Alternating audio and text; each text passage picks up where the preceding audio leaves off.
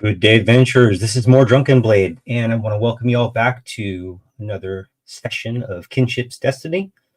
Looks like we're at session 9, titled Another Level. And I want to get a couple things out of the way really quick. I do want to apologize for last week, the beginning of last week. I do miss social cues and my cues from my fellow players sometimes, and got so many DMs that I just kind of unhinged for a second. And I just want to apologize to you all, to my players, and to the audience. We've put some things in place so that we can hopefully avoid those kind of situations again. Namely, if you need to say something and you're not getting my attention, we all go like this now. Makes it easier on me. Or just DM me or shoot me a message or give me the finger, whatever you need to do. But we have a lot to do tonight. This is probably going to be a little bit of a heavy RP session for everyone. So let's get things started with a little bit of what happened last week, Shanoa. All right, they're frozen, so nothing happened. I was just about to say, we need to get Shanoa a better cam quality. Give him a few seconds. How are you all doing tonight? I live. Yeah. I lived. I live, therefore I am the world's problem. All right. Hey, Shanoa, glad to see you're back. Yay. Okay. Are we ready? Yep. We ready for the recap? Yeah. So, previously on Kinship's Destiny, when we started out, one of our party members was down, Sabrina. Please note, this is not the first time and last time somebody will go down in this recap. So, after a little snafu of trying to get Sabrina back into the living, we discovered a stockpile of potions in said person's bag. But through common reasoning, we were able to get her back up.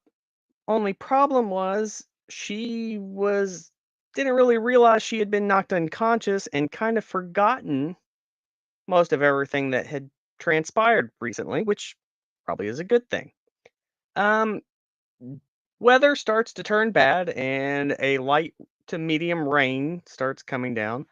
The party decides to do a little slight tactical retreat to get all our bearings straight, kind of get a catch a breath before we decide to descend further into Cragmaw Castle.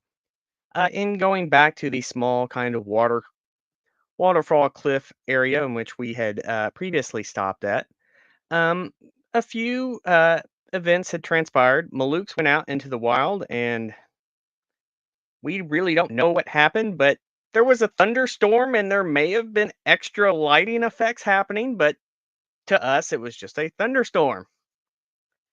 Sabrina slowly started to get her bearings straight, and Thornton came to the party and decided to discuss some of the previous days' actions in which he did to kind of set the air straight with the party. Believe that did go over well, and in kind of a group effort, we decided we needed to make a run at the castle again because we knew time probably wasn't of the essence for Gundren. Thanks to some wonderful scouting ahead, Endymion decided to kind of do a quick scan of the area and reported back that there was a northern entrance to the dilapidated castle that we decided to enter in. And in entering that area, we discovered our most fearsome foe to date, a door.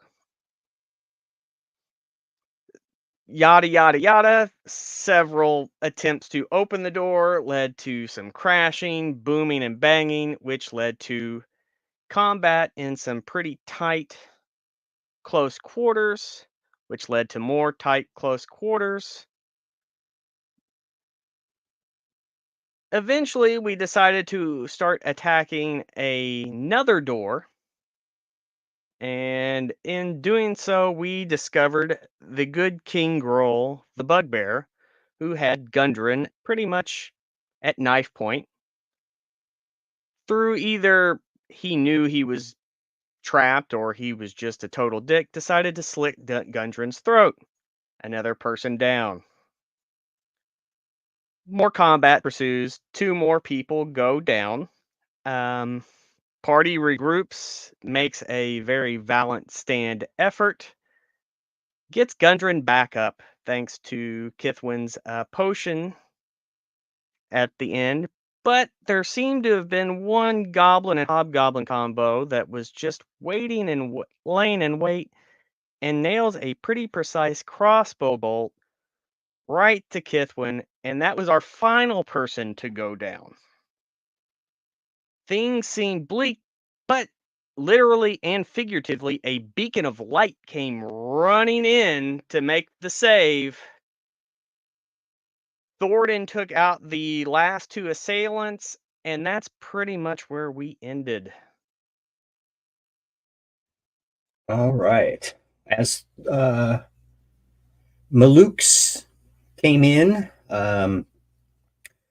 doing that epic slide to Kithwin, holding her head up, giving her that potion of healing, and I think that was 10 hit points you regained.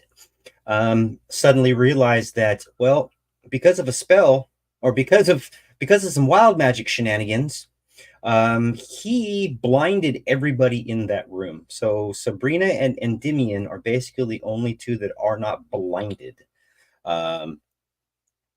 I'm not sure how long that lasts for. I forgot to look it up. Oh, don't worry about it. I'll let you know.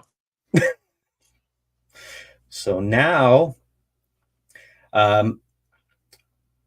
pretty basically, did you guys want to move ahead a little bit with the just chilling out in that room? The door, remember, the door was basically just pushed in. You could probably prop the door back up and chill out in that room for a minute if you need to. And then I sent a list to you guys in the private chat at the top. The top stuff that starts off with the Electrum pieces is pretty much all the stuff you're going to be able to find in there. What I will add into there is going to be, I believe it's 3 more spell scrolls. Yes, 3 more spell scrolls. A 1st level spell and 2 2nd level spells. And I earmarked those that way specifically for Sabrina's character when she levels up. So that Sabrina, whatever 3 spells that you choose to add, to start adding to your spell book, those 3 spells will be it. We'll just make it easy on you. But you will have to spend time, maybe when you guys get some downtime, a long rest or something, maybe you could start the process of transcribing those spell scrolls into your spell book. That might. So that was 1 1st level, and what were the others? I'm just gonna keep track. 2 2nd. 2 2nd. Okay. Yeah, it's basically that equivalent of going from 2nd to 3rd level wizard. And I got it written down for you, Lily. And don't forget. Go ahead. And don't forget, guys, I mean, you can find individuals. You can probably find other wizards or places if you needed to buy different spells and things like that. That's always a possibility and always probable. Does anybody else want to do anything in that room while you're blinded for how long? 400 years. You are permanently blinded. It was really good playing with you guys. It is not that long of a time span. It's for a minute or until you resist, correct? There is no resist to it. I was thinking of Open Legend, different rules. No, yes, else. Yes, sir. Yeah, they're essentially blinded until they leave the space I'm in, or a minute or so. And just I'll get to you just 1 second, Brian. But the way I have it on my paper is that we have 3 more rounds of that that being because of how long it was supposed to act, correct? Are my notes correct? I think that's fair from what I'm assuming. 3 more of your blinding light. Oh, the blind light? No, it's more like 7. Oh, come on. Blinded I was by keeping track. light. Oh, okay. Thordrin, you had something, sir? Yeah, so I just shut the door Okay. upon seeing the blinding light come back in. And if I turn around and look, is this on the map? Is that true to foreign? Like it's open to the area below? Open to the area below. I'm not Yeah, sure. like right here. I see I don't you. know. Is that just rubble that's opening out to? No. No? So none of the remember that this has a top on it. So none of the rubble, you could dig through rubble. It will take you a long time. But remember at the beginning part of the session last week, I clarified that these are walls. They have a thickness. They have an interior thickness. This is covered on top. Okay. And that this is rubble that has fallen from the heights of the castle previous to destruction. So at that point, then, because I shut the door and Demian is still in there with me and I can see again. Okay. I'll just kind of look at him and just kind of say, that was a little bit of a rough one, wasn't it?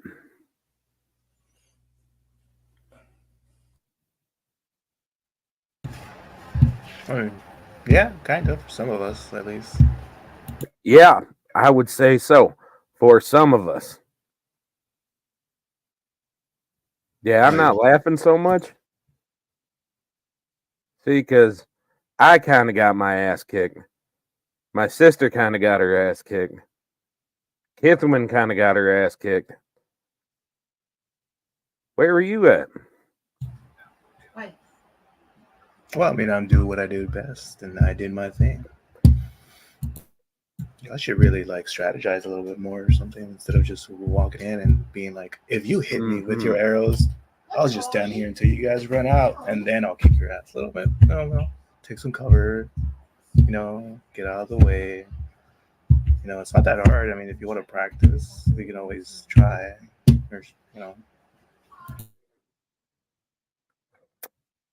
Uh-huh. Well, how are you feeling? I saw you raging out. Is that something new or something you learned after you fell off the wagon? Or how do you come about that? It's just, wow. Just cool. I'm developing a little bit of a temper, I think, and I'm just choosing to embrace it instead of constantly just kind of keeping stuff like bottled up. Seem to kind of, feel pretty good. Sorry. Well, that's good that you're more expressive with your emotions. Kind of don't want to bottle it in and then boom, blow up when you least expect it. Just careful. There's no downsides or anything to it. How are you feeling? Are you feeling good? Or wonder how much that light's gonna go. I'm feeling like I just got my ass beat and a strong breeze will finish me off. That's how I'm feeling. But as long as you and Sabrina are feeling good, that's all right. I mean, we do have to check on her. That's like the second time she got knocked out. She just heals the front lines, very aggressive. But Is that light still going on? Yeah, it's still going on. All right. So you guys are having your conversation. Yes, sir. There was a couple hobgoblins in the room with us, right? That I kind of just beat the shit out of. Yes. In that list of stuff that you sent us, would the stuff that's on them be included in that? So if you go to the second portion of it where I said 12 each, that's just the accumulation of things that are worth anything out of the 27 individuals that you guys, maybe more, 28, 29 individuals from the beginning to now that you destroyed. And there's nothing like narratively that they could find. That's not just strictly items, maybe something narrative like a note or something like that. No, the only thing I will add in there is I forgot to put in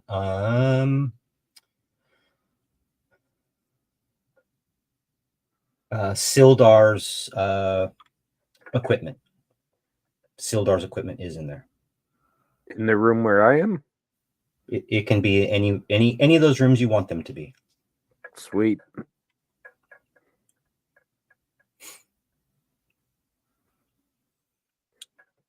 Good. Does that light shine through corners, or is it just No, base? it's just radiant. It emits for me in a 30-foot radius. Okay. So 'Cause I it's didn't know- obviously blocked by like barriers and stuff. So you just see. Well, because like I'm at an angle from that door, so I doubt it would hit me unless I went into the door. Yeah. Essentially, I'm the only person who's not blinded by my own light right now. And that includes Gundren, because Gundren is also in the room with us. I just brought him back. Depending on how close he is, yeah. But very, very important question: is Kithwin conscious? Kithwin, at this point in time, is taking a potion of healing from you in your loving, caressing arms. Scaly, 3-fingered. Don't drown on this. It's gonna look really bad if the barmaid drowns on something. Yeah, but she can't. But she can't see what's getting poured into her mouth. It's fine. It's a beam of light. But yeah, I look around and I'm seeing like Sabrina just kind of sit next to me, and Gundren. I just go. I mean, just back up if you need to, guys. Because the blinding distance is actually just 5 feet. So they went down and now they're looking into the light. That's what's happening. Well, the last time before anybody moved, I had everybody except for Endymion, and I thought Sabrina, that were not in that actual room or standing in the doorway. I do remember Sabrina came to my aid before anybody else, so she was definitely in the room, I think. With Thornton. Yeah, what I see right now is that's fair. If it's those two, I did not take a picture of it. I just opened it up, and that's what I remember seeing. It's okay. I mean, it's right now. It's a calm time. I mean, most of you are heavily wounded. The tension is pretty high. But what I would like to do at this point is I would like for everyone to turn their mics off except for Kithwin, please.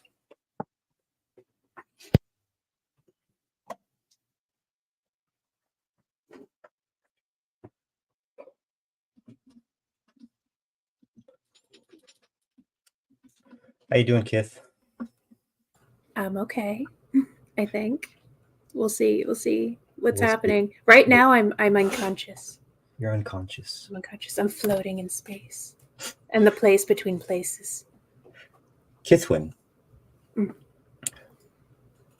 As you go down, falling to the ground, becoming unconscious, maybe even feeling someone slide their hand underneath your head, but still not really conscious of what's going on.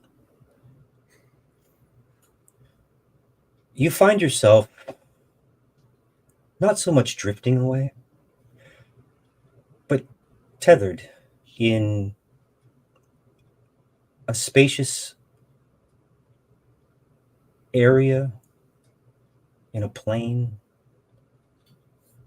in which, as you turn around, your body seems to be able to move quite freely. You feel like you're floating, yet stationary. You look about.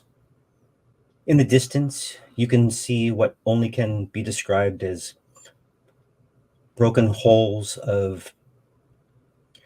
They look very similar to sea ships without masts. You see the tattered remnants of what could only be long forgotten castles or broken statues of unrecognizable individuals, maybe pantheon gods, something that you don't recognize. As you kind of drift around, you can see that you're tethered. As described as a large pool of undulating mercury continues to ripple behind you. It's equal in your size, but extending from it is a very, very bright, like a lifeline, a single strand of silver thread that to you just glows most brightly. As you turn around, you see a familiar presence. Although somewhat shadowed, maybe a little be able to look through this individual, but you feel that they're very much there in front of you. You recognize your grandmother. As you look a little bit more, you can see the same circular pool shimmering behind her, but the thread that tethers her is rather dim, almost too faint to see. Well, hello, Kithwin. How are you doing? Are you really there? Well, Am I hallucinating? I'm just as much here as you are, dear. I'm not even sure how here I am. My dear, you fell in battle. Oh, is that what happened? Oh, no. There's people counting on me. I can't be here. Well, let's just hope that we can get you back. Okay. It's been a really long time. I haven't seen you since Mom. Since you were a child. I know that my presence here may startle you, and I know that I don't... Well, let's just say I don't come to the material plane as often as I should. The fact is that age has caught up with me, and although my body still does exist on the material plane, guarded, I find myself here. It's quite safe on the astral plane.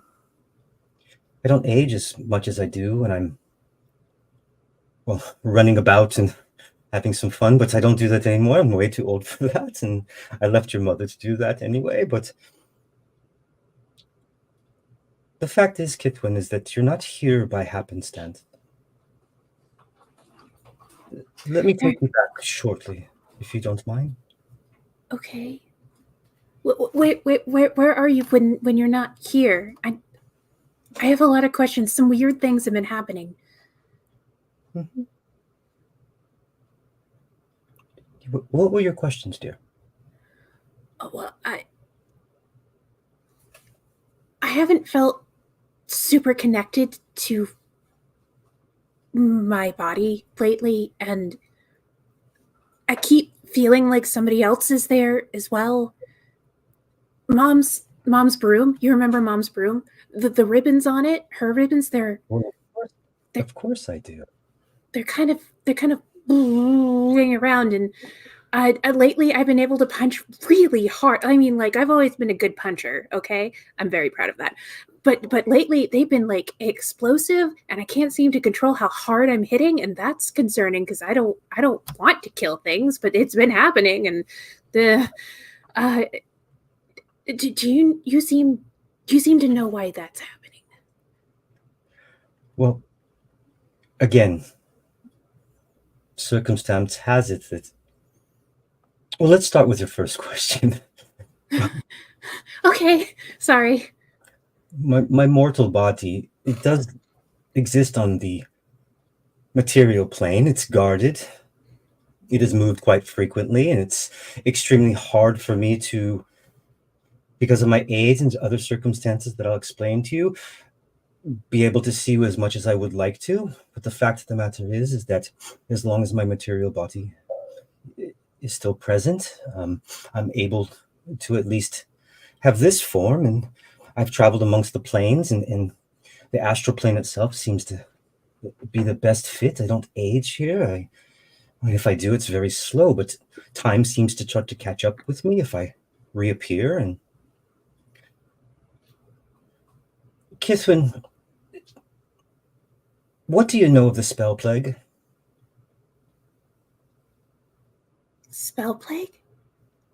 I don't know. I when I was little, a bunch of people got sick, but I didn't quite understand what was happening. I just knew Mama was sick, and no amount of praying was doing anything. Well, that was quite before your mother's time. Okay. But on the material plane, there's a number of mages known as the Many-Starred Cloak who protect my body and others. We've been able to secure our position within the material plane and in other planes in order to exist for a time. In we don't know when our full strength will be back, but again, during the spell plague, I helped the Lord Alagandor protect the city of Neverwinter. Well, I was young at the time. I think I was 17-ish or something around that age, but I was good at magic and I was provided a home. And that home was known as the Cloak Tower, where they all resided. And where they resided at was a splendid place, a many-leveled place in which mages came from near and far to learn, procure things, and figure things out.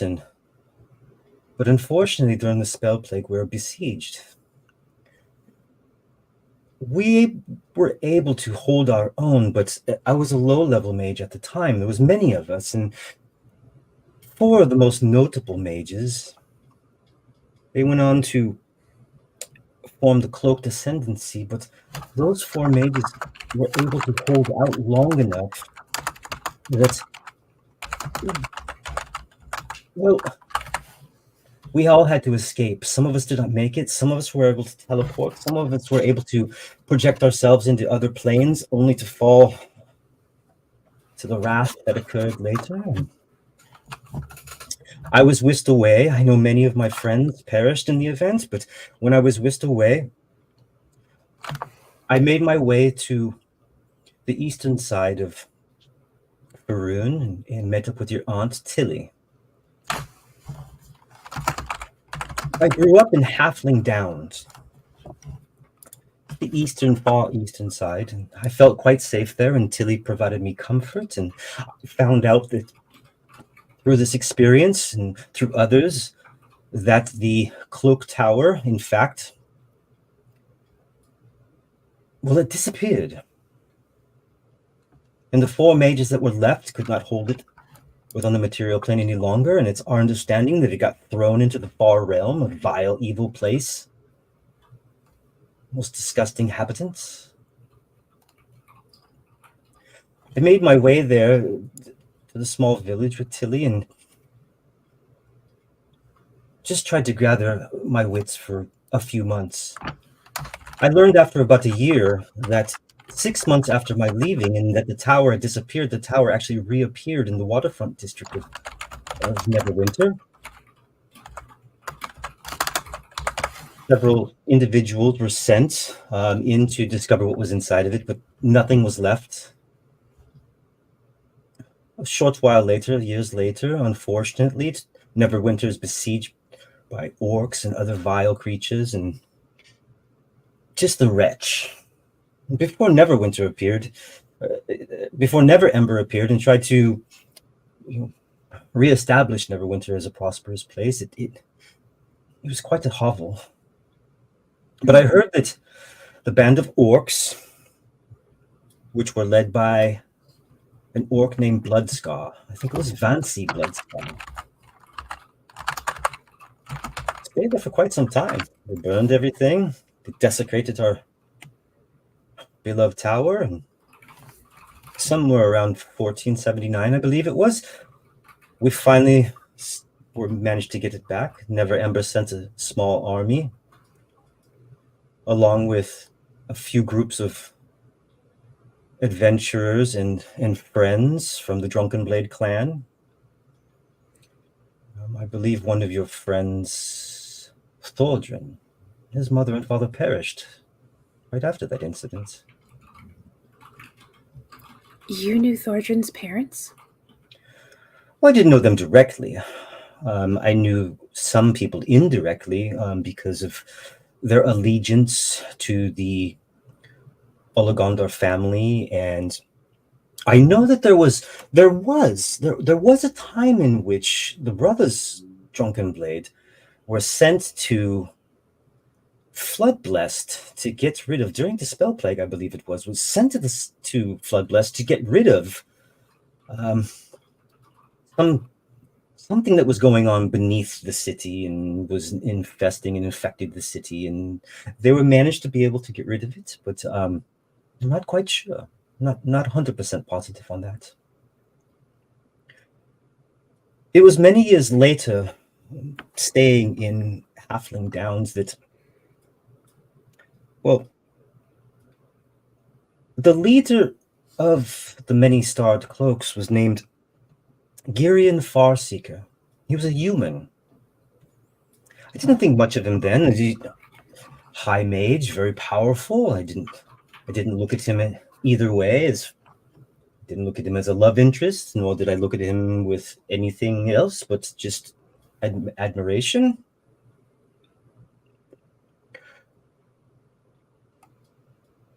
He appeared in Halfling Downs one late summer afternoon, but not in his original form. He explained that being able to escape the far realm, he had to possess another's body, I believe it was. And it was of a halfling of, we don't know whom it was, but he took on the name Farseeker, stayed with us for a time. We built a cottage. I came to adore him.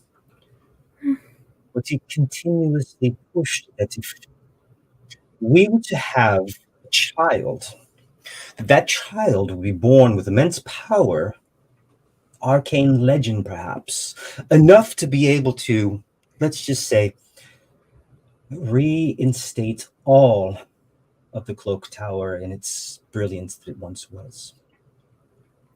Are you saying Mama was a chosen one? No. Not so chosen. Oh. See, I think he lied a little bit. You know how men are. But the fact of the matter is that it made sense to me that if two lineages of arcane blood were to mix, that there should be that spawn, should be at arcane. But unfortunately, when your mother was born, she had no arcane powers. He pressed me to have other children, and I did not. It angered him so. Good but for you. Hell no. It was just one of those things that I think the premise was correct, but I don't believe that the outcome was what either of us expected. In fact, not more than a few months later, he became angry and not tending to the fields, not helping out with the daily chores. He would go missing for some time. No offense, Grandma, but Grandpa sounds like a dick. Oh, it gets better. Oh, good. You see, it just so happens that I left you one night with Tilly. Your grandfather had been getting up every night, maybe not every night, but sneaking out in the middle of the night, and I followed him to a grotto, where I found him laying seemingly unconscious. When I approached, the most horrible manifestation that I've ever seen in my entire life seemed to be at the presence of a small statue. This statue, Kithwin, was a small statue of Baal. Ah, shit. No, I've heard of that guy. Not friendly folk. No. I mean, I don't have a whole lot of love for the gods, but I definitely don't. Holy shit, Baal? Well, I prepared my spells. I would too. This hideous beast turned around and this aberration of sizing, just muck, mayhem, and glowing red eyes spun around and seemed to disappear within the body of your grandfather. And as he stood up, his red eyes gazed at me, and do you know what you did, woman? Oh, he used woman. That's an automatic ass beating. I managed to cast a few spells to protect myself and make haste back to the town. I don't believe he knew where I ran because entering Tilly's cottage, I barred the door and peeked out the window, and all I saw was him standing in front of our own home cottage in a ball of flame, laughing. Many individuals, other halflings, came to put the fire out, and he fled into the woods. And the reason you have that broom is, again, not by happenstance. Tilly and I set forth in which we wanted to somehow protect your mother, possibly protect myself. And she was bound to that broom. It was the only thing we could think of at the time that was most inconspicuous. Who would suspect that a broom in a closet would be able to protect someone? What do you mean bound? Like connected her spirit to that broom? She was tethered to it. I mean, we tried other things. We did. We were able to imbue a couple of small spells into it. I even laughed and thought it would be funny to make it a flying broom, but that did not take. But the fact of the matter is that part of that tethering. She's still there?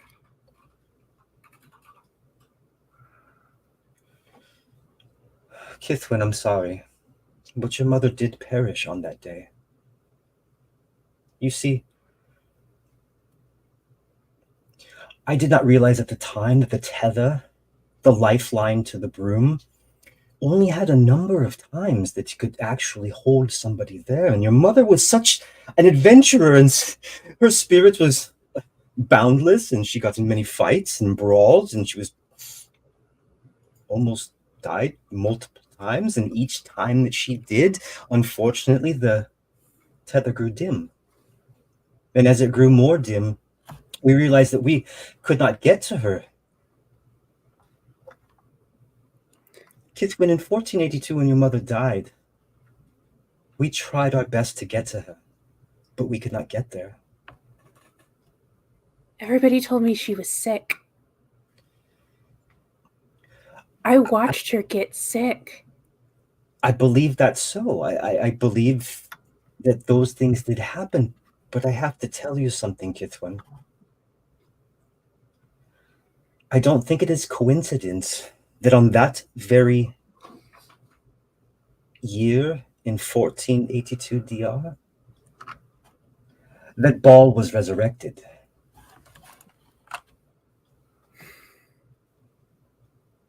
The fact of the matter is that I did everything I could to bind you. That was your mother's dying last wish, was to bind you to the broom in order to be able to save you in case of impending doom, something like what just occurred. Where was my dad when all this was happening? Why was I with Mom and not with my dad? Why was I with you? You still don't know about your father.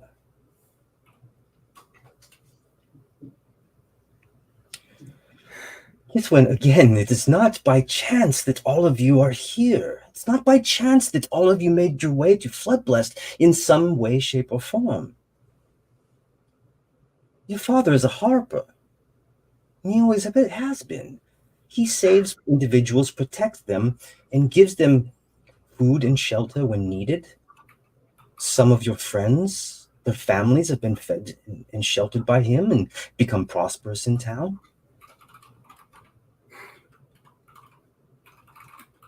Why did nobody tell me anything?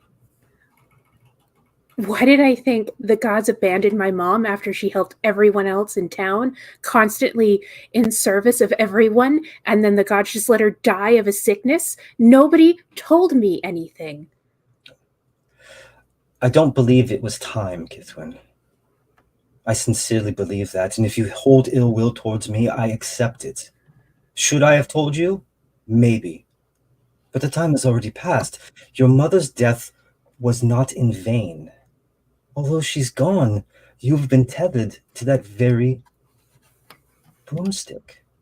I know it doesn't look much like a broomstick now. Your mother was beating the living shit out of things every once in a while, and it just became a stick, but nevertheless... I don't have ill will. I'm very confused. That happens when somebody lies to you your whole life. I think that as adults, and when you have your child, Kithwin, that you may if I have a kid that has to be tied to a broom, it's not happening. And that's your decision, isn't it? As an adult, you make those decisions, Kithwin, based on the relative facts and what's going on in the present time. They may be wrong. They may be. Your father is a good man. But I know he's a good man. He may have wanted to protect you. Okay. Definitely going to have a conversation next time I see him. Harper? Oh, Harper.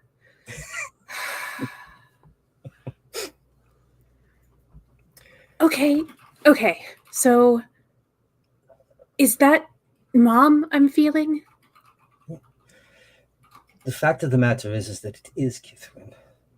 And at that specific time, you feel the warm embrace similar to when your mother was putting you to bed and holding you, wrap around your waist, cuddling you from behind. You feel the soft cheek of your mother against your ear as she whispers softly to you. Hello, Kithwin. Mom.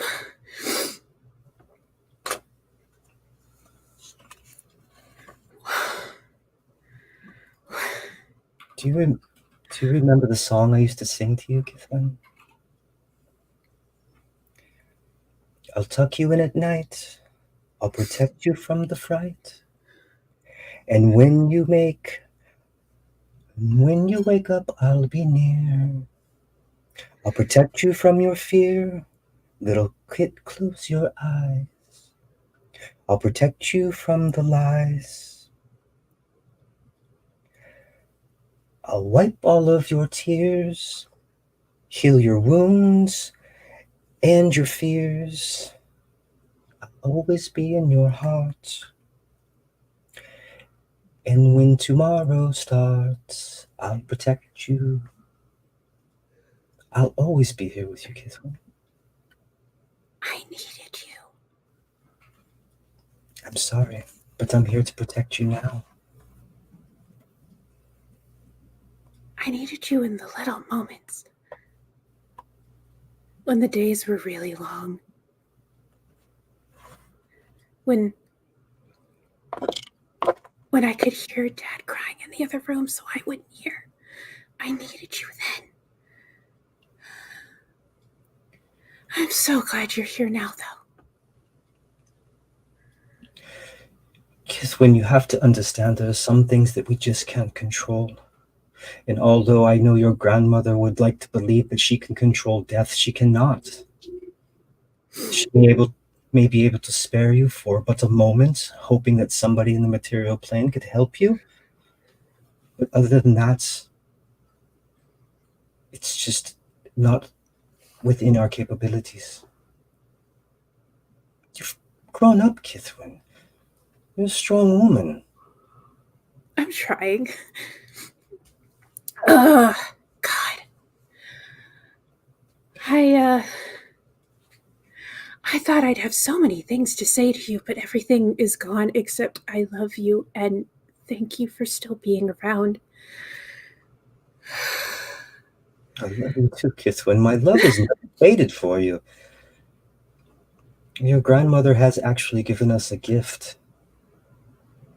I think without that gift, maybe you would never have been born. I mean, to be honest with you, I was quite the rabble-rouser when I was your age, and got to know your scraps of my own.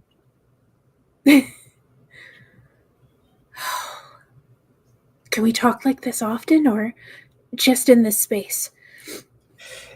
It would seem that we would only be able to communicate within this space.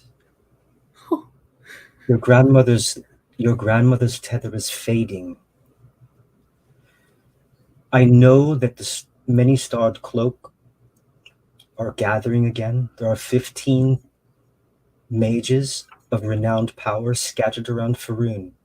Now, look, I'm never asking you to go find them. That's not what I'm asking you to do. But what I'm asking you is to stay true to your friends, your home, and your family, because there will become a time, whether it's in your time or your daughter's time, there will become a time in which you will all be called up to action. And when that occurs, you will be led by a great leader. So this is heavy, Mom. This is real heavy. Well, we can't let Never Ember win, now can we? That wouldn't be fair. I mean, of course not, but goddamn, do any of us have a choice in the matter? Well, of course you do. We all have choices. You made the choice that you may not tether your daughter, in which is that's fair. Well, no, because she can't consent to that sort of thing. I'm having conflicting feelings about it now. Well, then you may want to reconsider that because you're already tethered. Don't die and you won't see me. How about that? Oh, no, of course I want... Mama, that's not the point. I the know. point is, you shouldn't have been put in that situation either. Look, your grandmother believed that your father was trying to have spawn or offspring of some sort in which to further their efforts, maybe on a more devious side. We did this simply because we would be able to protect you. I did not control your spirit or your mother's spirit. I was able to run and do whatever I wanted to. Your grandmother allowed me to do that, but that in times of need, at most need, she would be able still to reach me. Well, of course I want to help people and do the right thing. It's just... It's a lot. I just need to process, okay? And maybe talk with people my own age a little bit about it, too. Especially about magic stuff. Mama, I don't know anything about magic.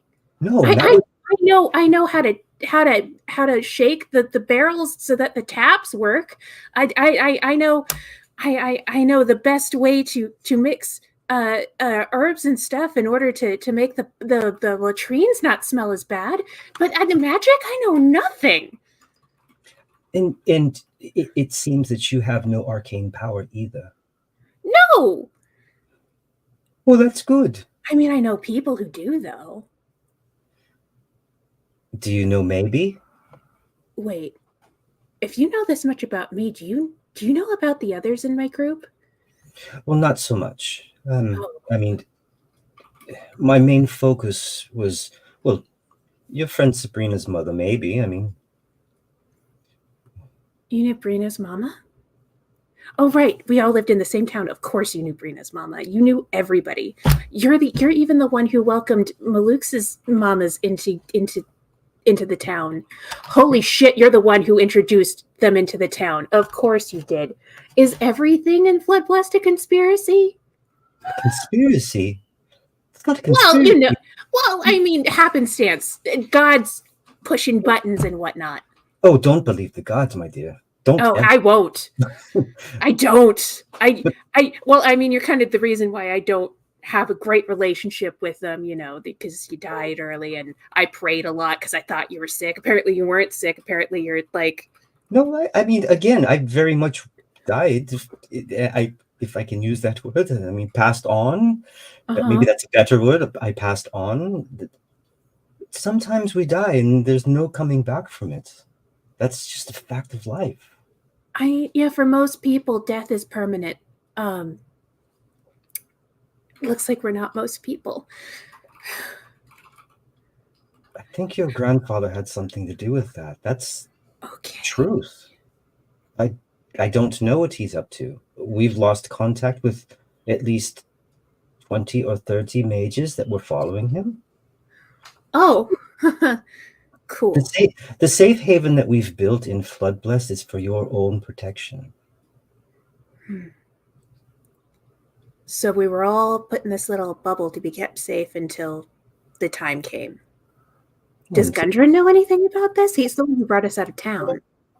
Well, all I know really of Gundren is, knowing his family lineage. I know that I believe it was after they took back. I believe it was after they took back the Cloak Tower from the orcs. Many smaller tribes split up. I believe he was on the road with his mother and father. I closed that book, but unfortunately, I'll reopen it. No problem. His mother, Capri, Drunken Blade, and his father, Dulif, Wild Song. She was a shield maiden, and he was a god. They had extreme stature. Of course, because they're marrying into the Drunken Blade family, of course, they got the privileges of that. But the fact of the matter is I believe that they were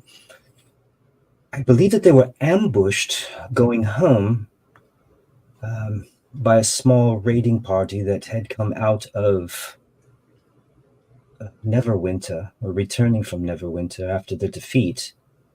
I believe they were seeking out vengeance of some sort and killed the family. He managed to escape, and I believe I don't remember how old he was, but I believe he was given to his uncle for safekeeping in Floodblessed. He was little. Yeah. We were all pretty little. I believe that because I believe that they also had a child. His uncle had a child at the time, which is not his. He was protecting. So Shanoa. That child should have been around 12 years old, I believe, or 8 years old. I think it's 8 years old when they first would have met. That child is also experiencing some fucky-wucky arcane stuff. I don't know if you'd know anything about that. I do not. Okay. I only have one more question, Mama. Anything you want me to tell Dad? I think truly in his heart he knows. Look, I want you to do what you need to do to be comfortable. If you decide to wander the continent and have fun or do whatever you want to do, go and do it. Your destiny is not written. It's just that there may be a possibility that at some point in time they will call up for arms. And if they do, you would understand why.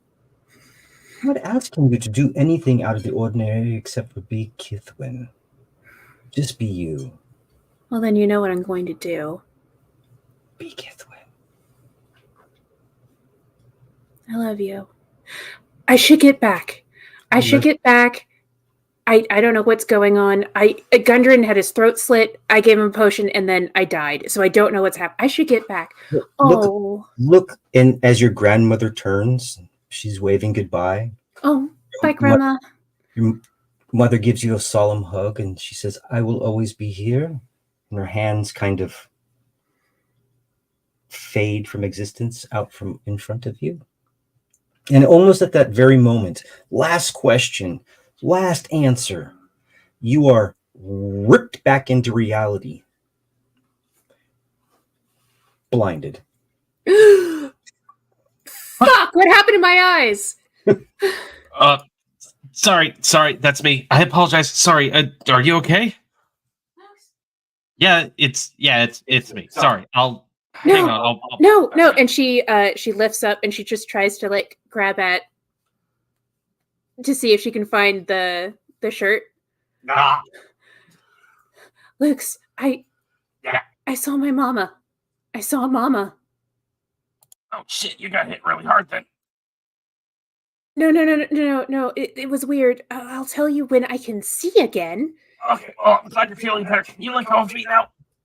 You're really low, and I'm really tall, and my neck. Yeah. Sorry.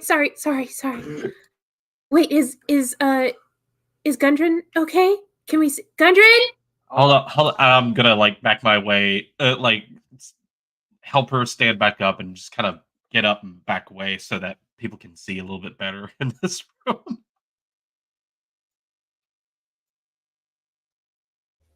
You're muted, Ken.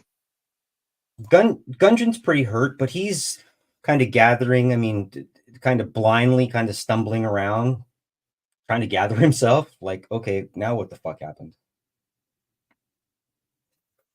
Mr. Gundren, are you still with us? I gave you a health potion, but I'm blinded. I can't tell right now if you're okay. Make some sort of nose. I'll just leave. I can't see anything, but who are you? It's Miss Nightbottle from the from the inn, the one you hired, Thordrin's friend. The damn things they attacked us. Yeah, we got him. I think we just got all of them. I hope. Where's the map? We're gonna have to wait on an answer to that. I don't know. We found the case for it. We have not found a map that I know of. I'm guessing. Wait, that's do you know the where one... the map is? It was here. They were discussing it. There was at least 3 or 4 of them.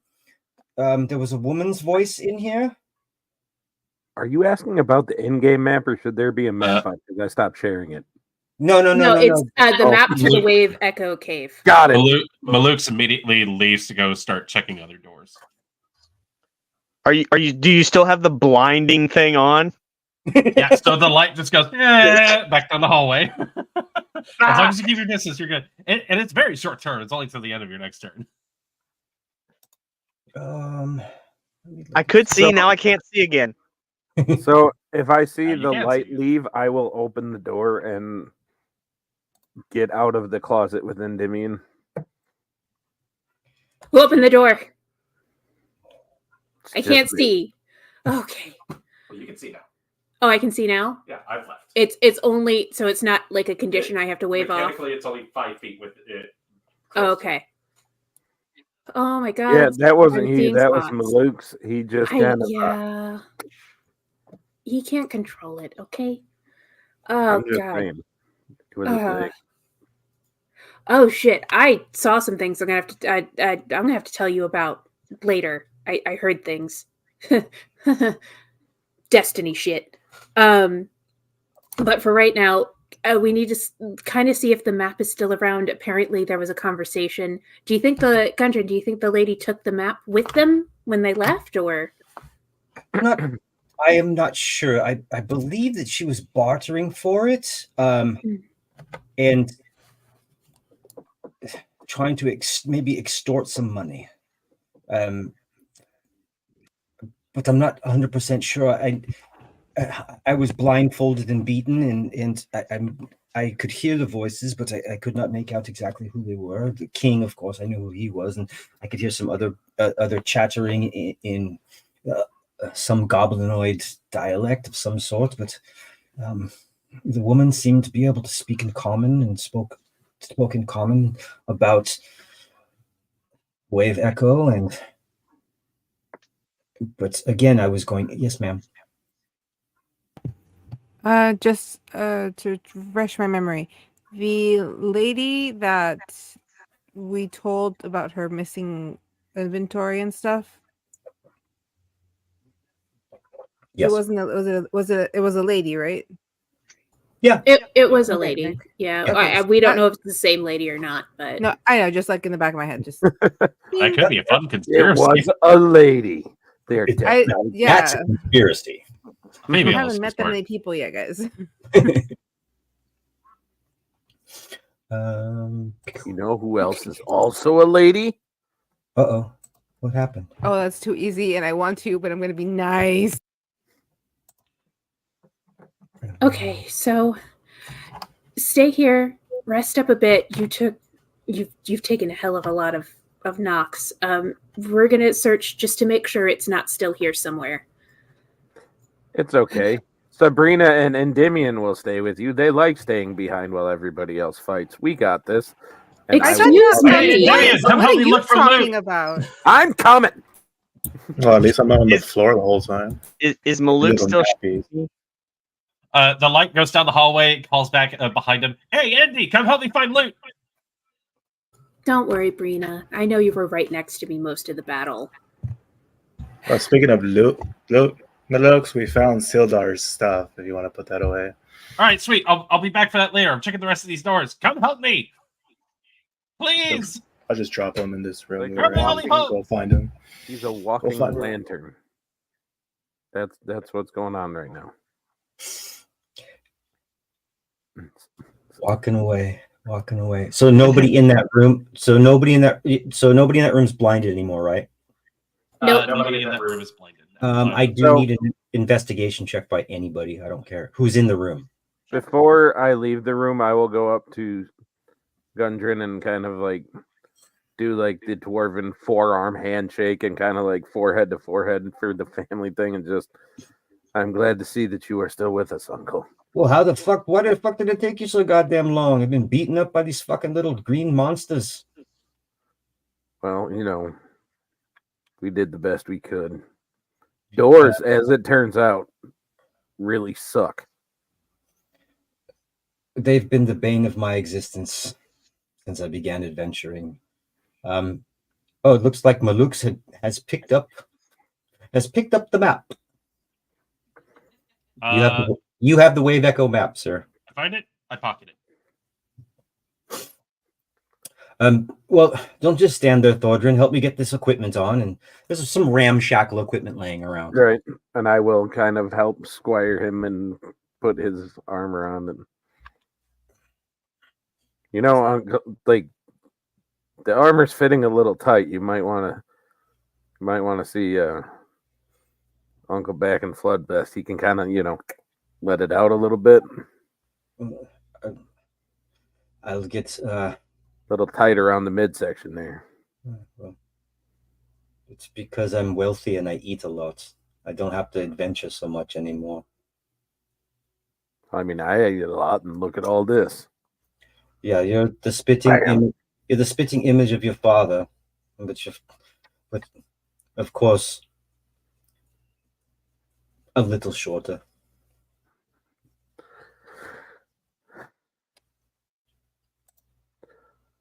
All right, and with that, after I make sure he's all good, I would go out and see if Andy and Malukes need any help finding stuff.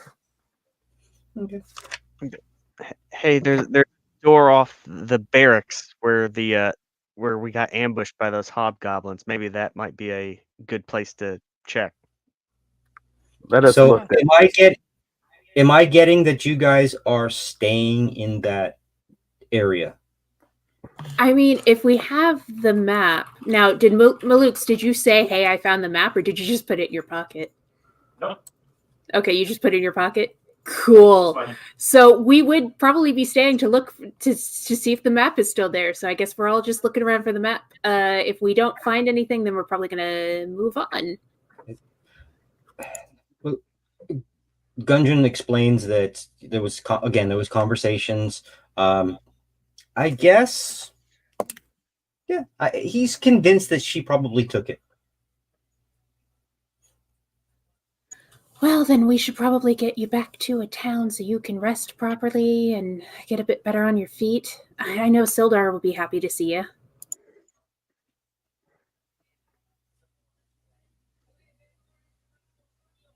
Oh, sorry, I that was me. I wasn't listening, but Well, let's damn- get you back to a town so you can rest. Oh my gods, Uncle, you are old. Well, this damn kid was putting on my helmet backwards, and he got the. Sorry, I'll pay closer attention. You're welcome. By the way, the one who swooped in with the potion at the last second. I'm just glad you're cool. Looks like a really bad shaving scar. But Actually, it kind of looks badass. I always thought neck scars were cool. Trust me, no. that'll go down well at the tavern. Well, Is it not? Yeah, okay then. And he's like, either we need to get out of here and make our way back to town, or I don't. He basically doesn't see any more enemies. He doesn't really. He's been in here. Yeah, I mean, the point was to come and rescue him. So yeah. And he's gonna want to go back. That's kind of his deal right now. Whether you guys want to stay, it's upon you. So I rolled a dirty 20 for investigation as I did a quick walkthrough. If that found me anything, I don't know. Yeah, just that again, just as a giant loop for everybody, that stuff that's at the very, very top, including Sildren's, all of Sildren's equipment. I'm sorry, Sildar's equipment, the 3 scrolls that Sabrina has, plus the 2 scrolls, which you guys can get identified, or you can take a few minutes. I'm not sure what level scrolls they are. Now, as a cleric, would I recognize the scroll of Revivify as something? Well, they're spell scrolls, so everybody can realize what they are. Okay. And as a spell scroll, you should all be able to read them. Invoking them is a different thing. If you want to read it, just like, oh, I think that's what that is. That's one thing. But if you're like, no, I'm invoking this. I'm reading the thing because I want to use it. That's a whole nother thing. You guys can all, in a sense, do it. Do I need to identify them or anything? The only thing you need to identify, honestly, would be the 1st level spell and the 2 2nd level spells that you want. Okay. And then once you've done, yes, sir. Well, finish that, and then I'll No, go ahead. The door that I am currently standing at, if I put my ear to it, do I hear anything in there? No. That door, no. Okay. Do I feel a blinding light behind me? I don't think so anymore. I'm at a decent enough distance, so I'm not blinding you. Yeah. So when I turn around, do I see anything different? Different?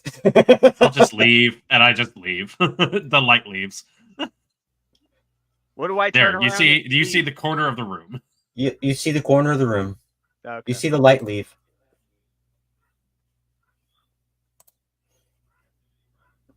I go to open is the door locked when I try to open it?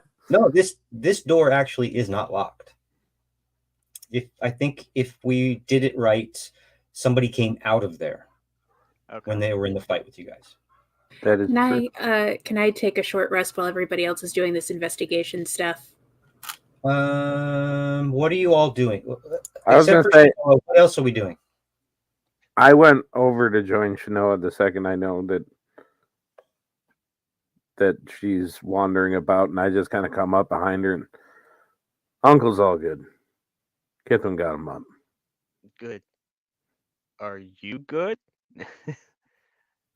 Yeah, I'm fine. You don't look fine. You know, if the gods call me home today, so be it. I'm fine. Fair enough. I push open the door. There's basically nothing in there anymore.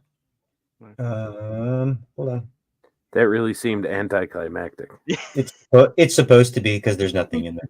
I was about to say, how many times does the DM have to say there's nothing left? I gave you a list of what you find. You can go now. Except, well, I mean, there is more to explore.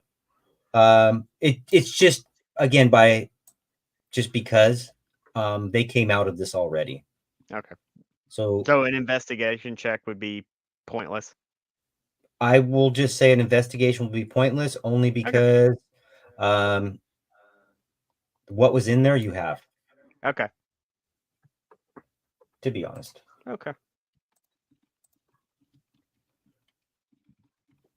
then I leave. since there was a divine intervention that said, "Nah, you don't need to do nothing." I just that whole area. I figured you guys were going to investigate it anyway. It wasn't that big of a deal to investigate it. Nobody's coming out of the other doors. It's raining. Water is seeping through the cracks in the ceiling. The lightning flashes every once in a while. Maybe the light that comes through the cracks through the far opening you came in is a little dim now because of Maluk's radiant presence. Ken, I sent you a message, sir.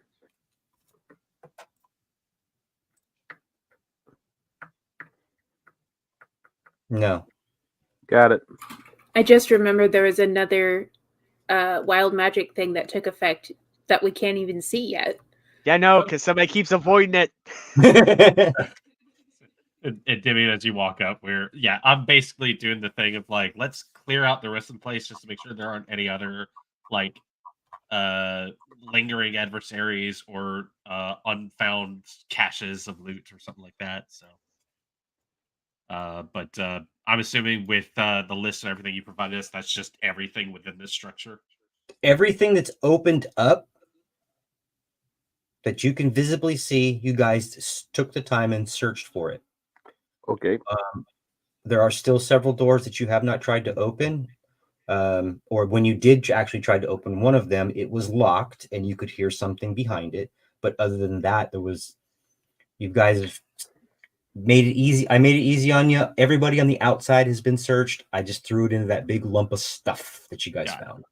And I will go back with Sabrina and Kith since they are the struggling of the two, and with me being. I mean, you all need to rest if you're going to continue on, and you can rest here.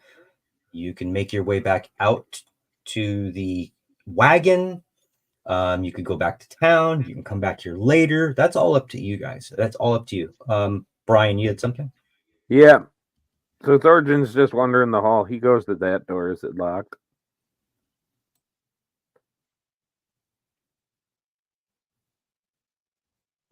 I proceed to take out my maul and beat the shit out of it until it is no longer standing. You're muted, Ken.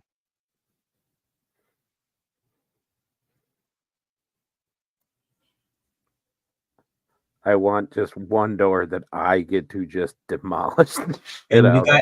And you guys hear louder than thunder. Kaboom! Kaboom! With thunder and pounding on a door. I ignore it and go, "Hey, Andy, can you open this door?" Did you miss and put your toe? Say what? So you're going to stay there. So you're going to stay there and open doors. I am going to stay at this particular door until it is no longer standing. If you need attack rolls, I will make them. Okay. But we'll streamline that.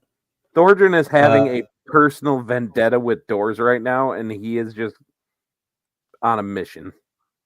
Which door are you? Oh, the one that you're at, Endymion? Yes, the one I'm at. Okay, so you hear it, that distinct click of it being opened, and you hear some rustling behind the door. Okay. Well, I got it open, but I heard some stuff back there, Malux. I don't know if you want to prepare something while I open it, or how do you want to go about it? I will pick up a little bit of a firebolt. I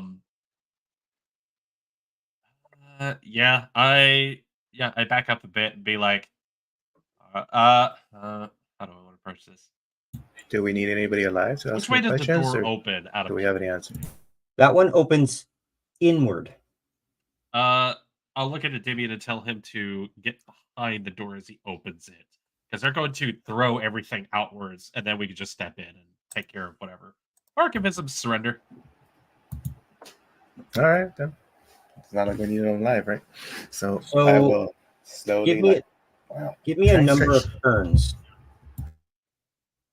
Because I'm counting at least 3. How many more do you got until your light goes out? 4. Ah, Well, let's spitball say 3 or 2. Okay. Well, I mean, you're gonna be easy to look at. Fine, I guess. I mean, like I said, you guys like, hear as soon as that door is unlocked. How were you trying to open it? Because it's inward towards us, right? So I would have cover as I open no, it. that's That's not inward. inward that way. That's or out. Inward. So it's outward. It pushes in. So it goes. It'll make it easy on you. The hinges would be on the left because the door knob and lock that you picked is on the right. Okay. Then probably try So you're on the wrong side then. throwing the door open and then stepping back for cover. Make a quick perception check. It's like a horror movie jump scare where it's a cat that jumps out, skitters off. Uncharacteristic 17. Okay. While you guys are doing this, taking your time doing it, you hear the smashing.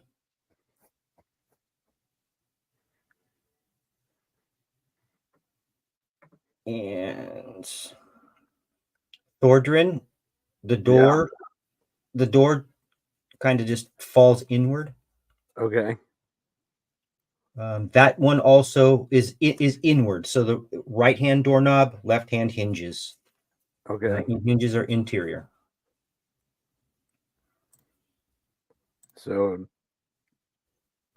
I step into the room. Do I? This looks like to be some sort of an old banquet hall. The western portion of this large hall ends in a wall of rubble, but still remains intact. This is once the castle's banquet hall, soaring high, 25-foot high ceilings, 2 wooden tables, benches, middle of the room, a brazier fully glowed with coal, tucked in the corner, dirty dishes, half-full stew pots, moldy heels of bread, and gnawed bones cover the tables, and that's it. I peek out of the doorway to make sure that nobody is coming down the hallway immediately, and then I continue to pulverize the door for about another minute. Okay, you keep beating the door up, letting frustration out.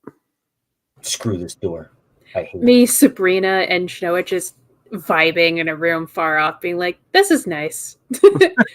And I would keep Gundren with us as long as I could because I don't want him going back to the cart and finding our little glimmer of hope there and doing something. No! He's kind of, to be honest with you, I mean, you all realize it's dark outside. He kind of realizes it's dark outside too. It's probably not. He's intelligent enough to know that it's probably not safe to travel alone. But he's maybe even encouraging you to. He's like, "Hey, look, as soon as we get back to town, if we make haste now, I'll give you 50 gold pieces to take me back to town now." It's the guy. We're waiting on the guys. We're literally waiting. I don't know. Your nephew is beating on something down there. I don't even know what's going on. I would say you guys would hear, because he is letting frustrations. You would definitely hear the phrase, "Fuck this door." He's had a bit of a personality change since town. I don't know if you've noticed. Well, Ed, do you want to get this door open? I don't believe that he was ready to. I mean, you all weren't supposed to be doing this. You were just supposed to be like taking my wagon to town and dropping it off, not aiding in my escape and rescue. I much appreciate it, though. Don't worry, we'll get you back in the town soon. Oh, you're saying something, Brina? No, you were just telling me everything that happened when you were out. You were explaining to me what happened. Oh, yeah. Yeah, I saw my mom. She's a ghost. Saw my grandma. Kind of a ghost. we're all tethered by destiny and some stuff. I can definitely explain it better later. Right now my head's still spinning. Okay. Oh, yeah, apparently, like, your mom might have had some tie to, like, some clandestine mages or something. Does that sound like her? My mom? Yeah, your mom. Wizard, maybe. Are you? No. that's ridiculous. That's ridiculous. Apparently, I my don't grandma. know. Maybe something worth asking after we get back into town. If we get back into town, my God. What's the hurry? I'm not in a hurry to deal with what I gotta deal with when I get home. Well, you kind of dealt with a lot. Within the last 4 hours, you've been on death's door twice. Oh yeah, almost dying is one thing. Having to face my mother after I knocked her out is not something I'm excited to go through. I had a plan, but then I got knocked out. I had a plan, but then I got knocked out twice. Now that plan no longer makes sense. You did get one killing blow, though. You did the point. kick down that door really good. I know, that was fun. You were more effective than Thornton with a door, just to be honest. Oh, but then I immediately got knocked out. So, word of the wise, if we continue adventuring, it'd probably be best if you stayed in the back. Yeah. I'm a caster. So with that, we're going to hold Malux and Endymion at that door. I believe they're opening the door. We're going to open the door. But we're going to hold. Go ahead. I have a thing for the door. Don't worry about it. Okay. He's got a thing for the door. And for right this minute, what we're going to do is we're going to take a 5-minute bio break and come right back to Malux, the thing in the door, part 2. Oh, look at that thing in the door.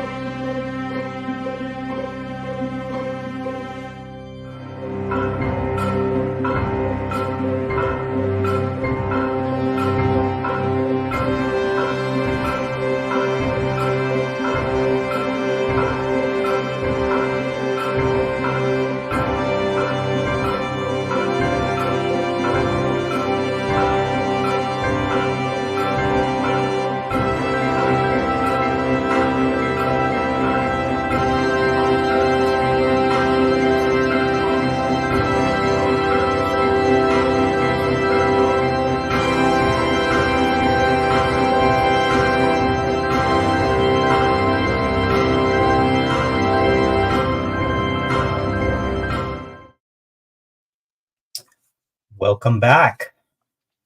Welcome back. Look at that. Everybody's back on time. I love it. I love it. It's because there's like bad stuff going to happen. That's my evil voice. So when we left off, we had Malux and Endymion. Endymion successfully unlocked the door. Malux was about ready to do his thing with the door. And Thordrin, finding the banquet hall, scavenging the banquet hall. He's looked in every cupboard. It's not much there. It's rotten food and things like that.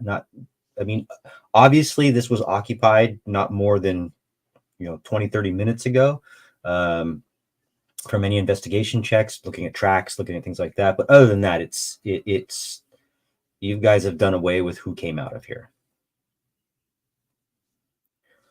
With that, Malux. Hey, actually, Eddie, come here. I got something for this. And once Endymion's like stepped back far enough out of the way of it, I reach up, blow a little bit of my own breath onto my hand as it like there's a sort of like warping weird light sensation that travels along it, and I push forward and a spectral taloned hand lunges forward from me. I cast Mage Hand and I just simply send it off to go push open the door for us. Okay. It doesn't budge. Barred from the other side then. All right. Spell's description says it can open unlocked doors, so it can open unlocked doors. Yeah, so it is unlocked technically. All right, well, but there is something preventing it from actually being pushed open. Oh, maybe we should call over the great door opener to open this one too. Yeah, or we could try an alternative point of entry. I start looking around and such. Well, I'm out of ideas. And as I'll turn around and just start making my way back, go, hey, folks, we doing okay back here? Are you still glowing? For now. We're good. And Endymion willfully keeping it in like grab range, just blinding himself. Do you know how long that's gonna last? I mean, it might be great to walk back with in the dark, honestly. This hasn't really happened a whole lot before. It could last for a while, or it could last for as long as, and mid sentence it, and the light goes away, and standing in Malux's place, there looks to be a different Dragonborn. And then you quickly do a little double take, and it is just whereas there was a lightish red Dragonborn, there is now a very vibrant cerulean tinge to his scales now. I don't know if the light has screwed with my vision. I know my eyes are different colors now, but I don't know. Blue. Maybe it's just me. What? Blue. You're blue. That's my thing. I just hold up my hands. I'm like, okay, I'm really sorry that. Oh. Is there like a shattered mirror or anything in this room? Sure. Dagger. Sure, why not? Well, I was gonna No, say, tradition is we use a dagger. Yes. She has it. Tradition. So yeah, Sabrina rushes forward, sends one of her very polished daggers from me. Like this. Hey, first I go, hi, it's time. I went this way this time. I look down and go, oh, my moms are gonna have a cow. What, you're not supposed to be blue? I don't know if that's against the rules, but clearly, although it's not bad. Maybe they won't notice. I like blue. Maybe they won't notice. Yeah. Wait, no. Actually, What am I saying? This is going to be one of those temporary things. I'm sorry, guys. This is fun. Haha, we're going to laugh about this, and then 5 minutes or something, this is going to be gone. Above game. This is one of the permanent ones, isn't it? Above No. game. Oh no.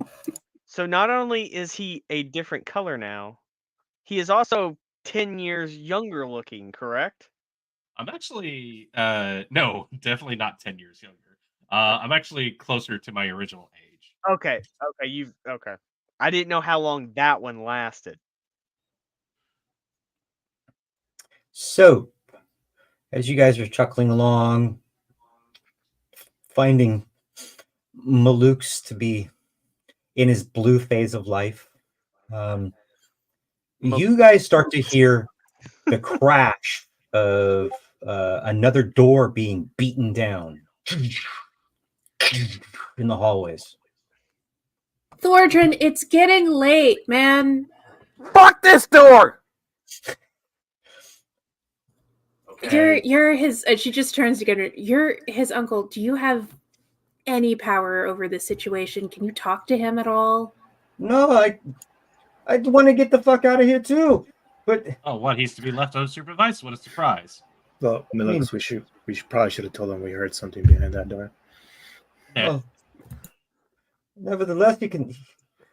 I mean, I'll be honest with you. I'm kind of scared for the boy because, I mean, he was kind of coddled a little bit. He wasn't. I mean, he kind of had his rebellious phase, but he kind of got put in check in town, I guess, from what I understand from his uncle. And I mean, He is no longer in check. Aren't you his uncle? That ship sailed. Well, I am his uncle as well, but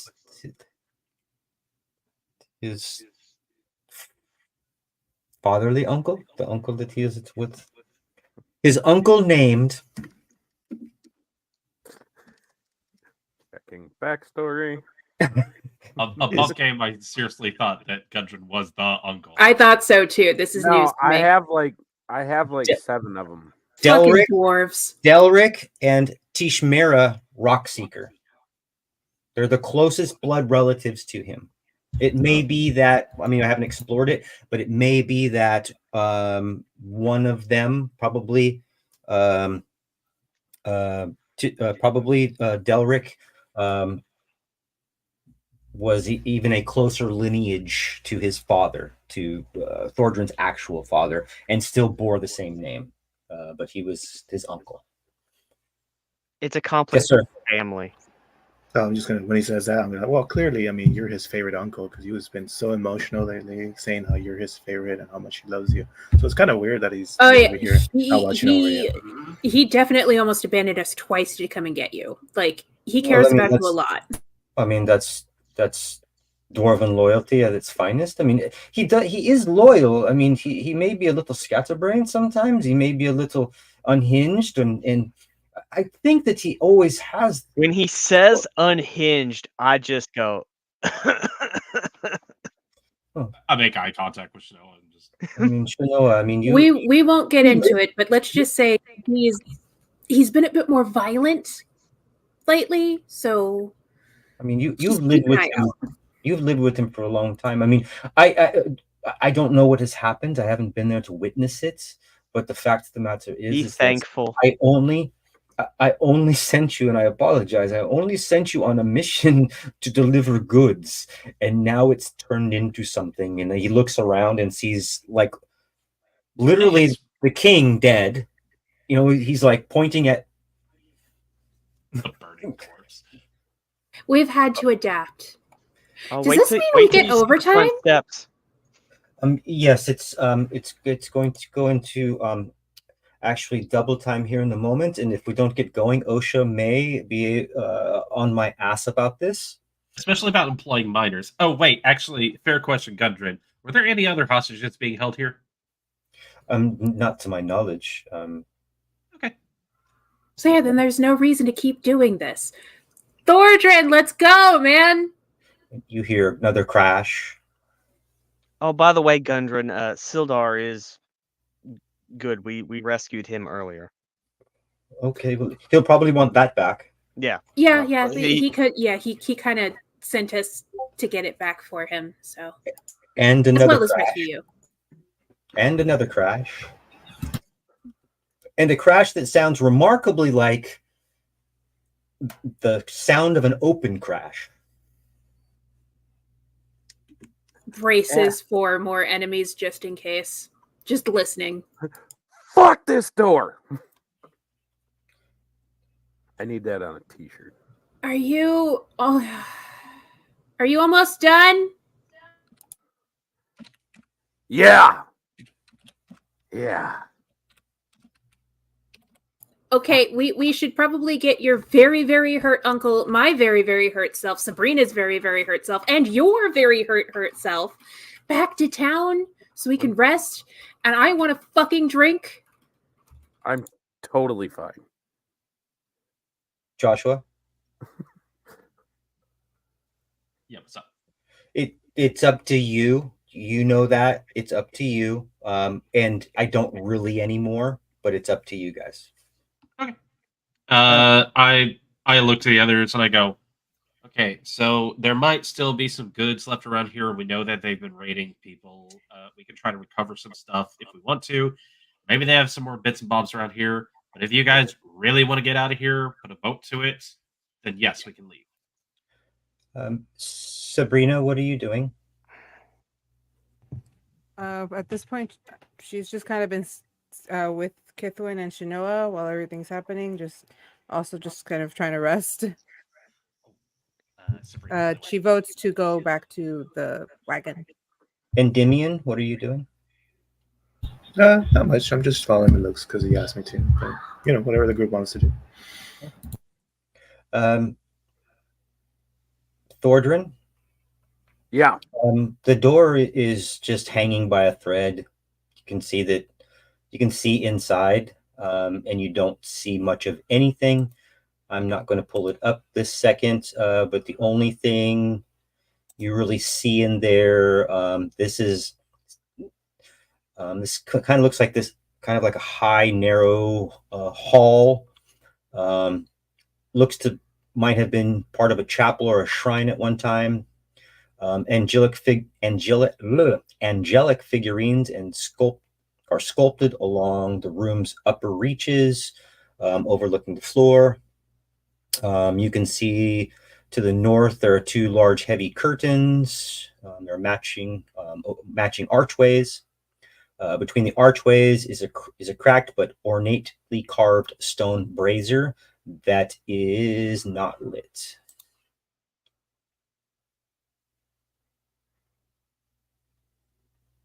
I kick the door the rest of the way off the hinges, and I just kind of stick my head in and look for anything that might be moving. Do you see nothing moving? If you want to give me a perception check, you can. Okay. Ooh, that's good. That would be a 22. And that is nope. You don't see anything. I described exactly what you saw in there. That answer is vague and unsettling. There was an unlit brazier. You could try to light the brazier like a Legend of Zelda game. Video game logic tells me to light the brazier. Optional for boss. Sephiroth comes down from the ceiling. Why am I hearing the song One Winged Angel? Why are they like platinum fight? Why are they singing? So yeah, I will just kind of go up and I will go in there and I will check out the brazier then. And okay, because you said it's ornate, dude, and this is kind of, you said like this is just a high hall, or did you say that it was like an altar? Yeah, it's not really an altar. It's just looks like it was, the part of a chapel. Again, there are two on the right and left. There are two archways that have those stained black curtains as you saw before. Are we in the wedding chapel part of the keep right now? Is that where we're at?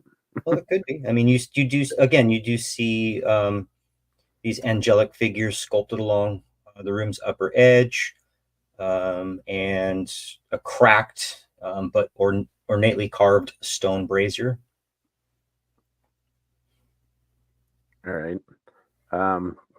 You know what? Because I very rarely get to use it as a dwarf, I will use my stone cunning to see if I can learn anything from the stone of the brazier, like how old it is it significant, does it have any kind of religious properties to it, like ceremonial or whatever. Like, I want to seriously dig into this brazier. Okay, go ahead and roll. What am I rolling for? Is that you tell nature? Me. Nope. Well, I'll start with religion then. Okay. And you're examining the brazier? Yeah. Okay. So that is a 17. Okay. It's an ornately carved stone brazier that's cracked. It does have, whatever, what do you call it? Coal that's still inside of it. Okay. Does it seem dry? Let's see. No, there seems to be some dripping water from the ceiling, the cracked ceiling, dripping onto it. Oh, that's lame. And remember, everywhere in here there's cracks, and so the water's dripping through the top. It's not like pouring through; it's just dripping through. So I have been informed that stone cunning is history. Mm-hmm. It has. If I can learn any more than that, it's made of alabaster. Let's say it doesn't seem to have any real religious specific anything. Okay, it's nicely carved. I mean, it was at one time. It looked like it could have been worth something at one point in time. So to kind of speed it up, then I'll just kind of have my hammer out and seeing a couple more of those heavy curtains. I'll kind of do the kind of cinematic, like walk up and like pull it aside with the hammer and just kind of like look behind it, ready to just obliterate the shit out of whatever's behind it. Sure.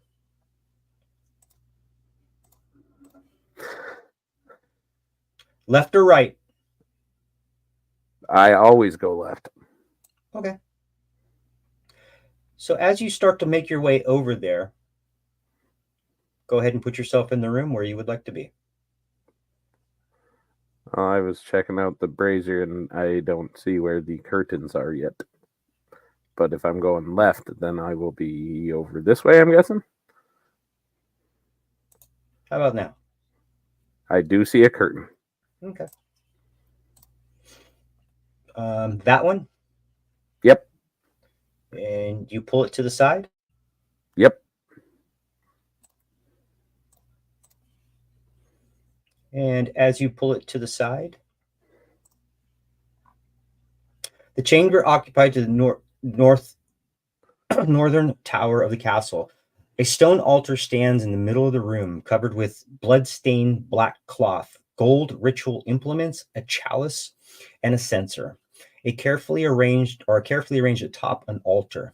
So you're approaching from the left side archway. When you approach from the left side archway, mm-hmm. 1, 2. Oh, no. 2. You take 6 points of damage. Oh, he's down though. Awesome. And we have no idea. We don't know because we're waiting for him to go. Win.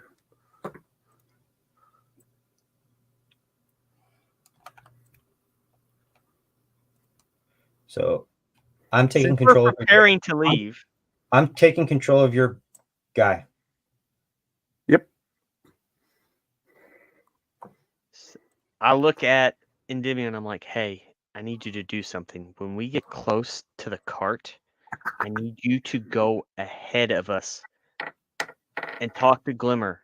Tell Glimmer to go into her wolf form so we avoid any potential problems with Gundren and a goblin. That's a really good idea. Yeah, that's fine. I can do that. Are you gonna go get your brother? Because I haven't heard any banging. Maybe he ran out of doors or something. He's looking for more doors. I'm willing to bet. Probably. Okay. Because of Thordrin, come on, man. The tavern's waiting. I'll go look for him. I haven't heard any banging in a while. Maybe he knocked himself out running into a door. So I mean, do you remember want? to get close to the cart. Yeah, no, for sure. I'll mark it down if anything. Do you want? And I will.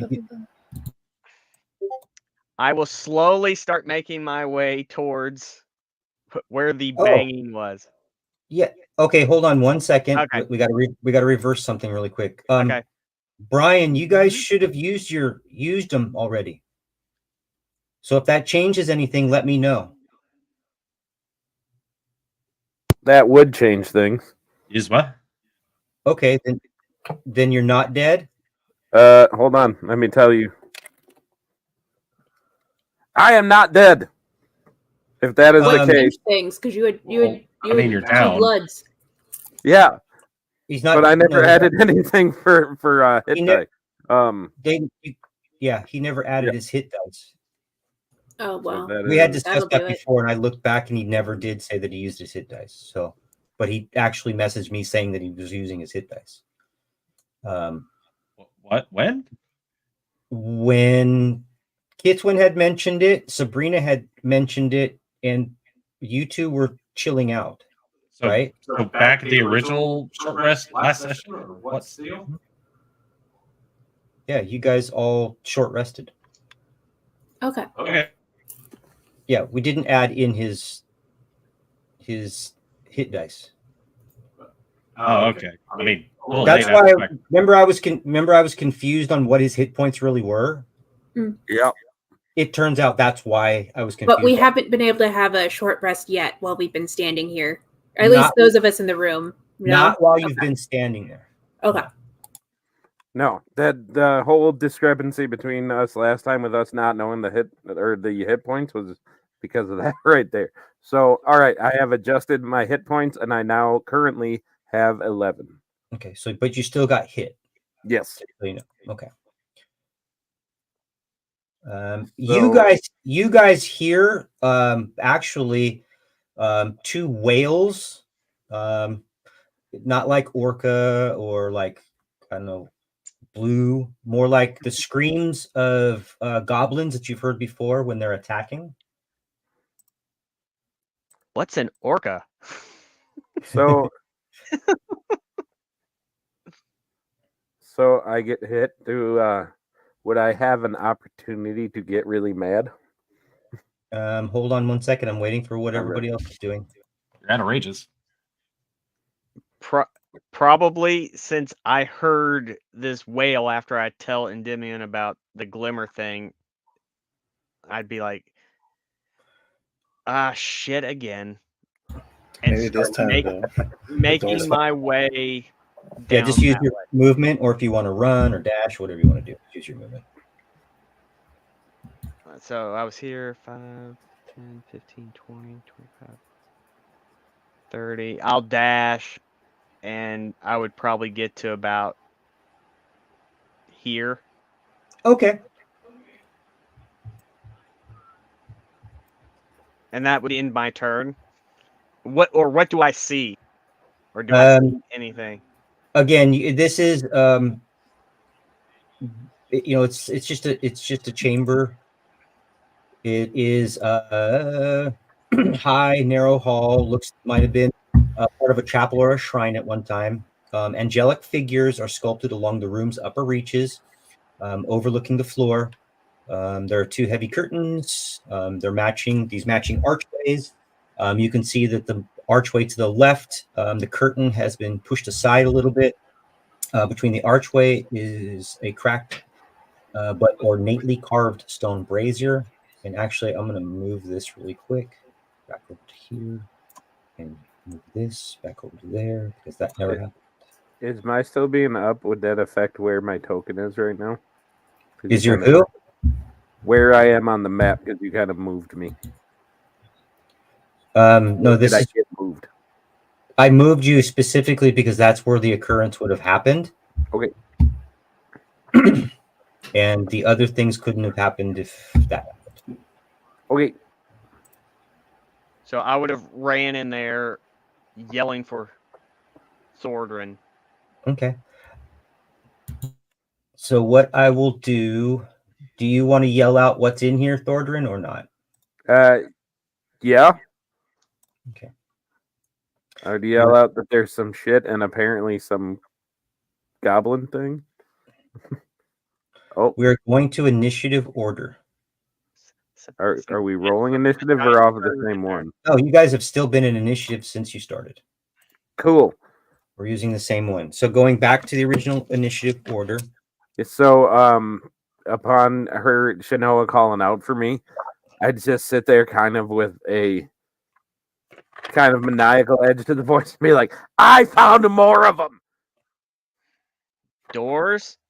That's Goblins. so I have 3 minutes of playtime. Thordrin is up, and then Endymion, and then Shanoa. That's kind of convenient. And then Sabrina, and then Malux, and then Kitwin. Whoa, learn how to spell.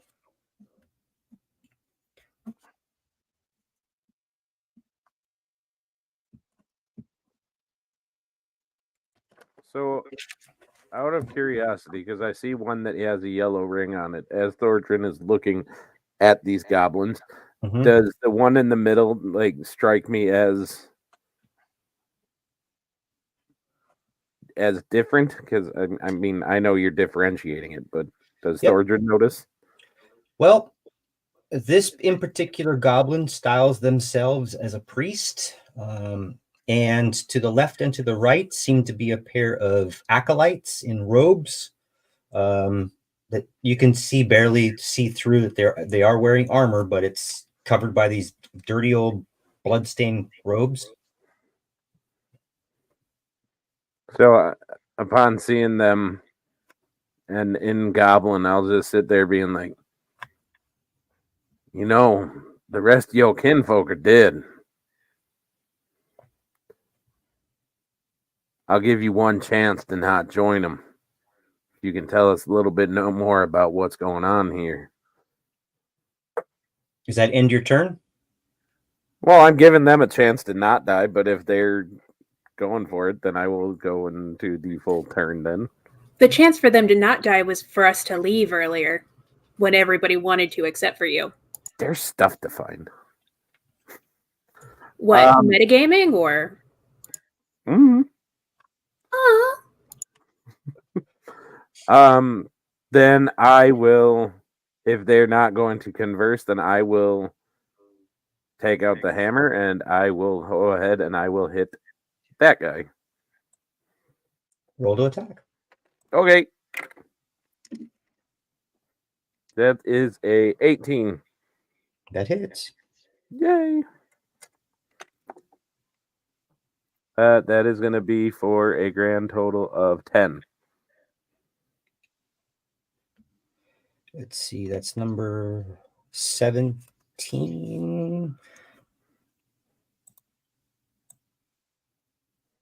Number 17 is gone. Sweet.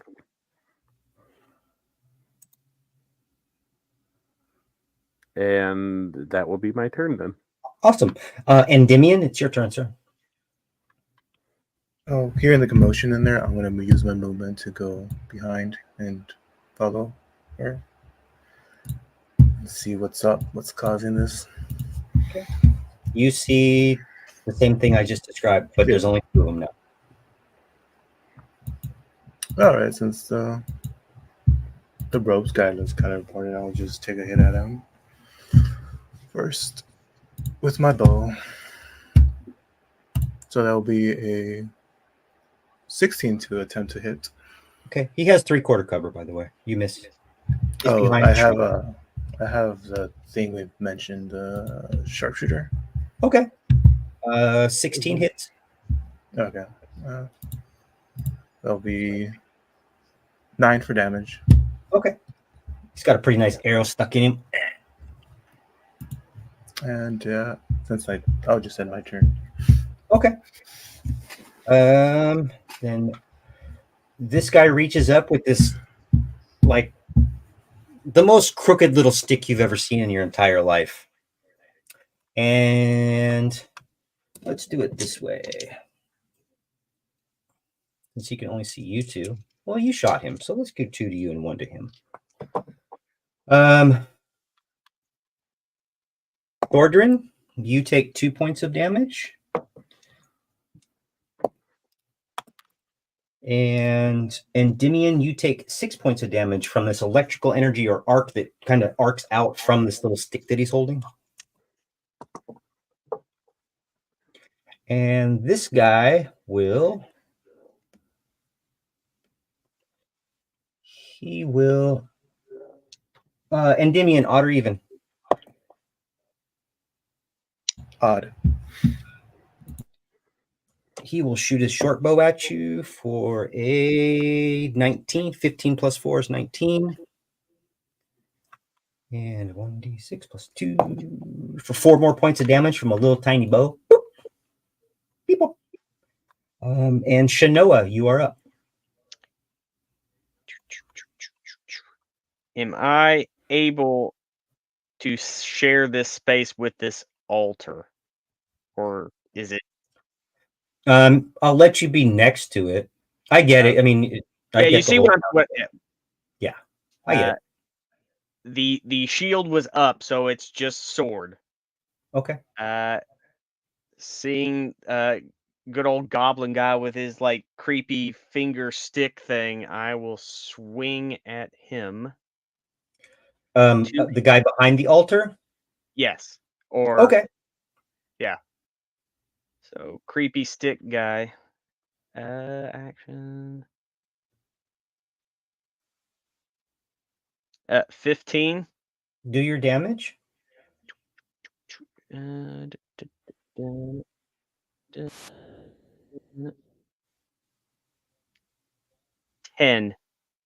So when you do that, reach over and try to hit this guy in his robes. The acolyte right next to him literally goes, ah! And you cut him in half, and you see your sword go kind of glow a little bit. And this guy's gone with the wind. And then you know what? Nope, I can't do that. I am done. Sabrina, you are up. I'm back in the room with. Give me a perception check. Give me a perception check. We'll call it a 15.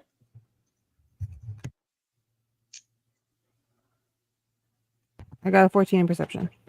You hear nothing but the clamor of lightning outside and the raindrops. We can hold an action in case something comes in. Mm-hmm.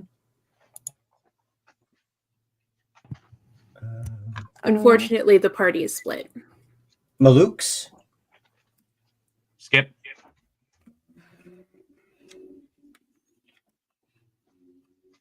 You can also hold an action.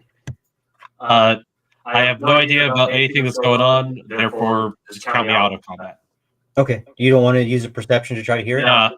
Okay. I can't hear anything. I have terrible perception. Okay. Then it's back to mine. And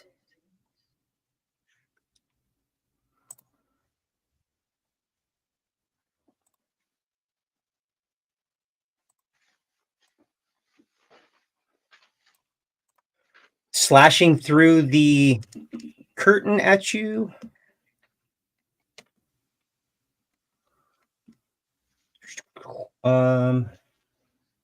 I'll give it to you so you guys can at least see, or Endymion, you can see what's slashing at you. Where did I leave that at? I know I left it somewhere.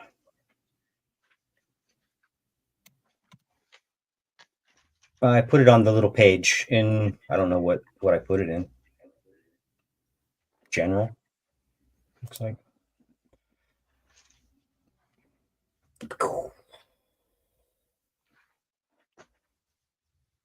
Oh no.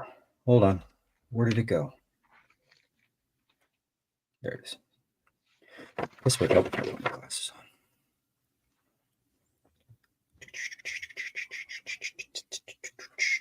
A large tentacle.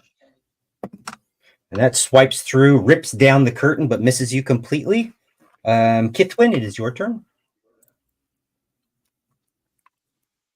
Well, here's the thing. Even if I did notice something might be going on, I have severely injured people in this room that I would have to protect. Okay. So I'm just going to ready an action in case something comes in. No problem. We'll go back up to the top. Thordrin, what you doing? Yeah, so I'm going to get really angry, and I'm going to rage, and I'm going to step up, and I'm going to hit this guy. Do you get rages back on short rests? I only used one, so I had another one. Did I use two? When did I use my second one? When you go down, it takes away your rage. You went down in the last big fight. And you used your rage again when you went back in. Oh, I did when I went into the closet. You're right. So never mind. I'm not going to get angry, but I'm still going to hit this guy. You're mildly perturbed. I am mildly perturbed right now. But that is going to be a 15 to hit. Sure. Okay. That is going to be for 12. And that particular guy is also gone. Sweet. And then I will think that we are done and turn around and see Andy with a tentacle on him. Yeah. And get more concerned. Just kind of goes through the curtain, took a swipe at him, pulled the curtain down. So there is no curtain there, but you see that monster. Is it grabbing him? No, it missed him. Oh, okay. It missed him bad. Okay. It's a worm-like monstrosity, a blend in. Let's see, barbed tentacles unfurl to reveal its hungry, snapping beak. Rah. Rah. Yeah, tried to grapple him and then pulled him into its maw.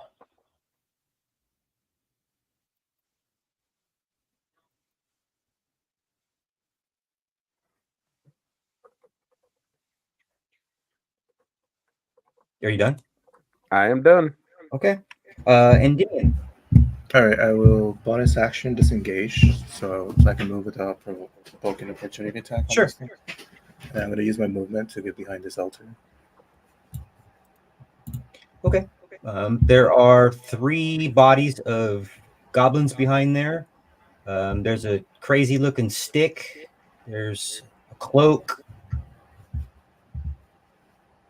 I'm going to attempt to hit this creepy snake thingy that was trying to get at me, and I will take a -5, so I want to try.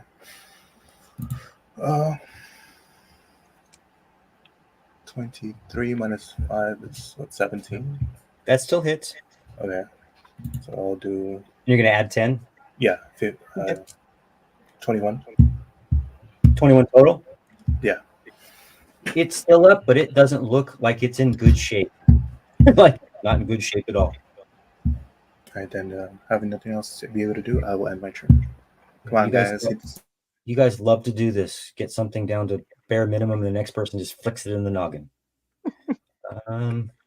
Teamwork. Dream work. The gobos are gone. Shanoa. Bonus action to equip my shield. Run. Swipe. Or It's something. pressure's on. Does a 22 hit? Yay! How many hit points does it have left? 1? I don't know. How many hit points are you going to do? Let's find out. 8. 8. What does it look like when your sword cleaves through tentacles and dispatches this thing? A hot mess. It's a hot mess, and it drops to the ground. It's basically like a warm knife through butter. Just You noticed on that attack, just so you know, that nothing special happened with your sword, by the way. okay. It did not glow extrally. But it looked cool. So when that happened, what the fuck is this thing? Because this probably like would we know what that thing is? No. You guys have never seen this before. Remember, you're brand new adventurers. Yeah. I mean, you just recently. Well, I didn't know if it's something that somebody's described, like, oh, this tentacled beaked thing. No. I mean, you guys can do. You have checks you can do. Maybe it was that mommy of that snake from the cave. Yeah. Come back for revenge. You know? Come back for revenge. Could I do a nature check on it real quick to see if I? It shouldn't. Oh, Shanoa's turn, I believe. Yeah. Weird. Oh, you used your bonus action already. Yeah. Sabrina, would you like to do anything? Can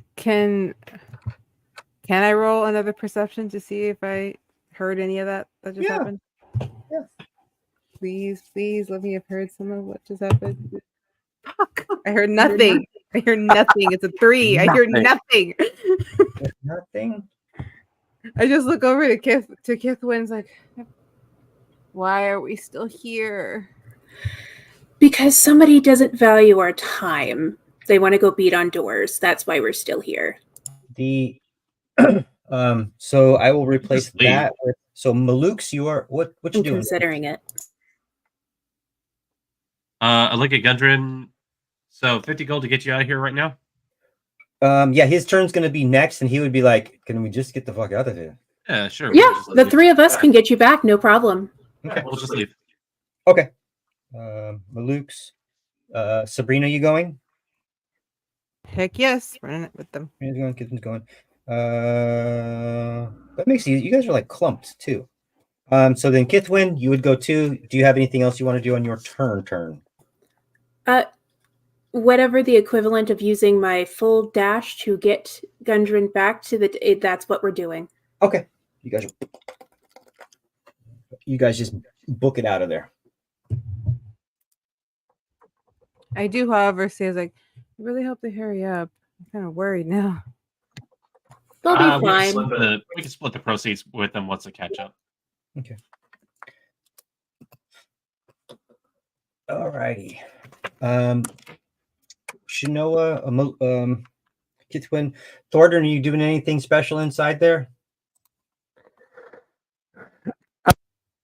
I would be, because there's some religious stuff going on. I want to make sure that nothing majorly bad is happening, like they're trying to resurrect some goblin demon god or something. Doesn't appear to be. Again, there's this bloodstained black cloth with gold ritual implements, a chalice and a censer, arranged on top of the on top of the altar. Right now, there's a goblin with a kind of a weird cloak on and a funny shaped stick. Do I get any vibe off of the funny shaped stick? You get no vibe off of the funny shaped stick.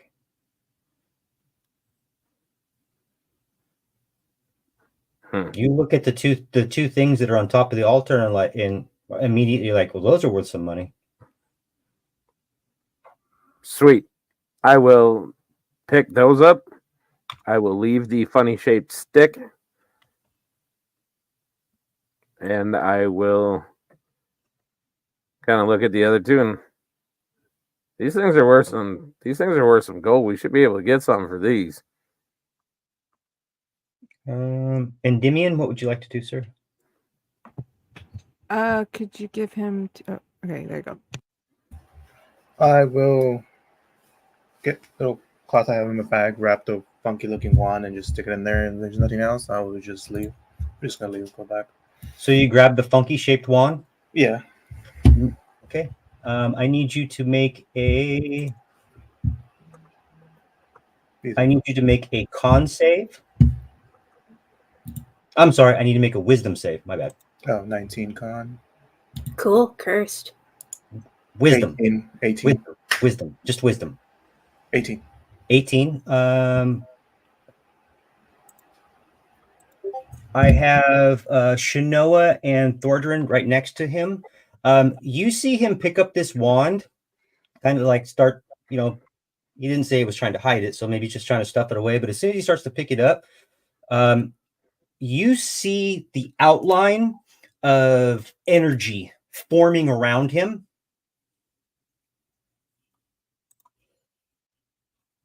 Oh shit. You have a bonus action at least left, Endymion.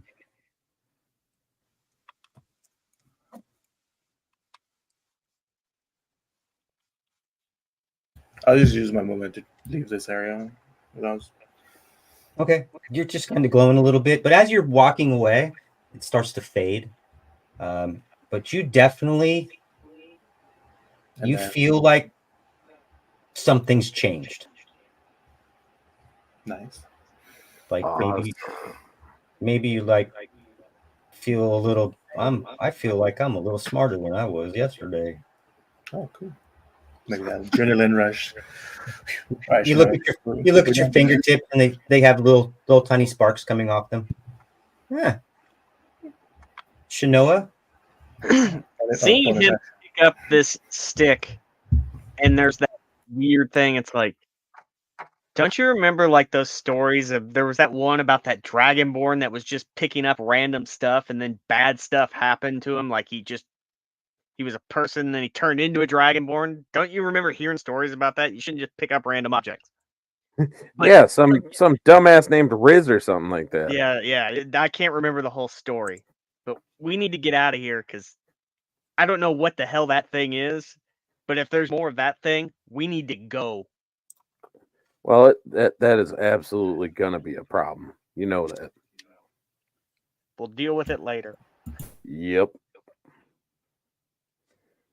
And then I beeline out of there. Okay. I guess paying no attention to that everybody else left.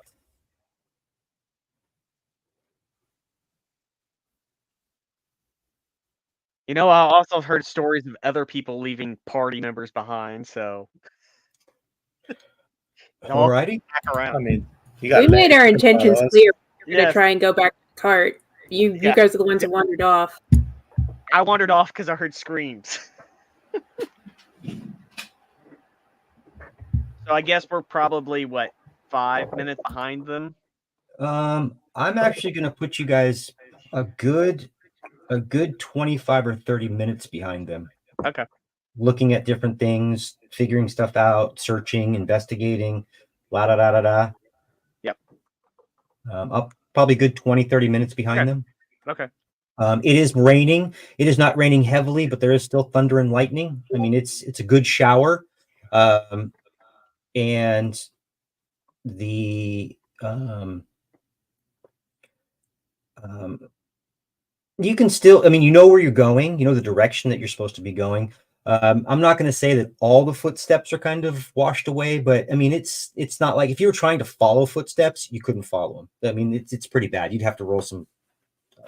I'll put it at a little bit of a higher DC just to follow them. It's muddy, it's mucky. You pass by 3 or 4 bodies of hobgoblins, and you guys are headed where specifically? The first group, which is Kithwin, Malukes, Gundren, and Sabrina. Plan was back to the cart, and then I guess we'll have to wait for them to go back to the town, but at least we've started going back. Okay. I'll cross ahead early just to get to the carriage first and warn Glimmer. Okay. Like, hey, wolf time. Okay. Oh, where's everybody? They're on their way. We just need to be in Wolf because we have some folks coming over that. Actually, do you want to go for a walk with me? Sure. Hey, this guy, well, there was another one too, but he got away. This guy, was headed in your direction, and we kind of got him. And laying there is a humanoid figure of wearing the red brand stuff that you were wearing, that you saw once before. So you would Way to go, Glimmer. So you have a red brand cloaked figure just kind of lying there, investigating. Your clothes, your boots, and your bike. It's been mauled. Let's just say that. I'll take its stuff. Put that in your inventory. Cool. Just for shits and giggles, because these guys aren't. You find 4 copper pieces and 1 silver piece.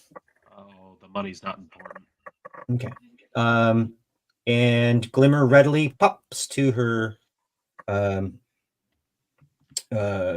Pulls her hood up, becomes a dire wolf.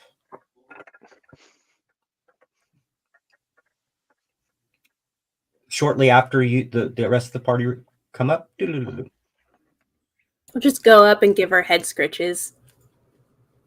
Good job. Giving you that kind of glad to see you as best they can. Yeah. Gundren's like, you have some very odd pets. Oh, you know, she's more like family. Oh, okay, well, let's get these oxen turned around and get them on the trail. All right, you're the boss. And he's driven quite a few of these wagons and gets them back. He'll do an animal handling just for shits and giggles, 17 plus whatever it would be. Backs it up like a champ. Beep, beep, beep, beep, beep. I leave a little stick marker thing just so they know that we went back to town. Okay.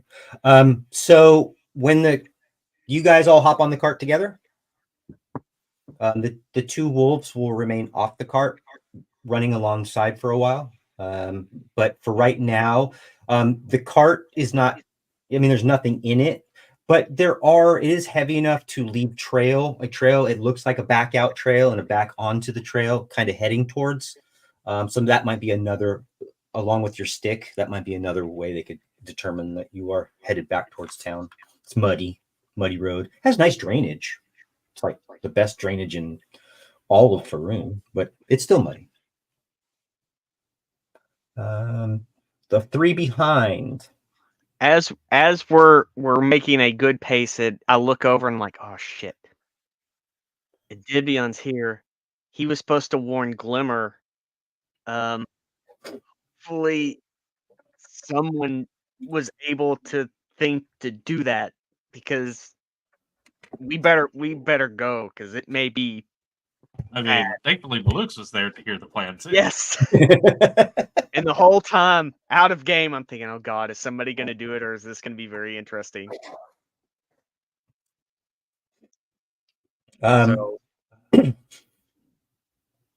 Is there anything you guys want to do? You're not gonna be able to catch up. I'm not gonna allow enough time for the 3 in the back unless there's something else you wanted to do to magically whisk yourself up there. But there's going to be an amount of time between the first party and the second party arriving at Phandalin. I've got nothing. I just wanted to make the one statement saying, like, I hope somebody warned Glimmer. That was fine. The little was it? Milux was there. I'm pretty sure he also heard, and I'm pretty sure they would also thought like, hey, this guy just a terrible time with goblins. Let's not have him see more of them, So I'm pretty sure they're fine. Everything's fine. Okay. So we just get the hell out of here then. Thordran, you're down back there, or I just get the hell out of here and try to catch up. If not, we'll meet them in town. Okay. As the sun just starts to rise, just breaking, you guys, the first group pulls into town, into Barthen's provisions. You guys are pretty weary, pretty tired. Gundren lets you guys know that it might be best just to make your way over to the Stonehill Inn. Let them know I'll pay your tab, and he's got to make way and make ready. He says he has some provisioning to do and outfitting to do. He's going to the Wave Echo Cavern Cave, but it'll be at least a day or so before he can get everything together and make his way. But hopefully, he tells you, hopefully you guys stay in town. You're more than welcome to go with me. But as far right now, he just kind of like goes in, starts making whatever. You see him, grab, I don't know, a cup of coffee and something to eat and just start writing provisions down, what he needs inside Bartham's provisions. The first group of 3, what you guys doing? All those in favor of getting a room to sleep?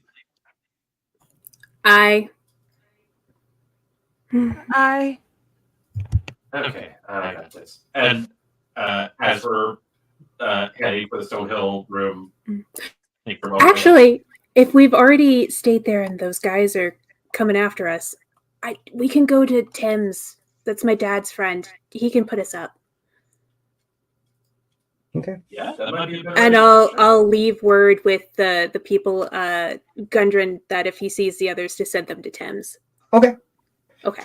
Yeah, and you're greeted warmly. It's actually a loft space in which it's an open loft with some bunk beds, maybe 1 or 2 individual cots. There is a second-story fireplace.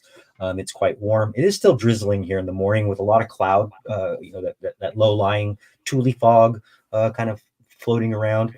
Not a lot of people out right now, but the people that are out are like, they obviously have somewhere to go and something to do. Just common people doing common things.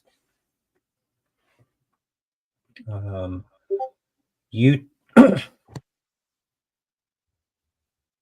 So when we get up there, I kind of gesture for the beds. I will space myself away from the ladies just in case any nocturnal explosions happen.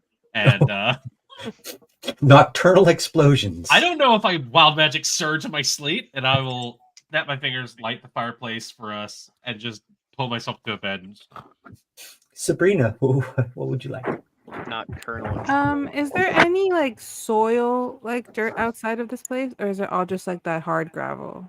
No, I mean you can find it's all you can find soil. It's just wet. Just okay, perfect. That's what I wanted. On.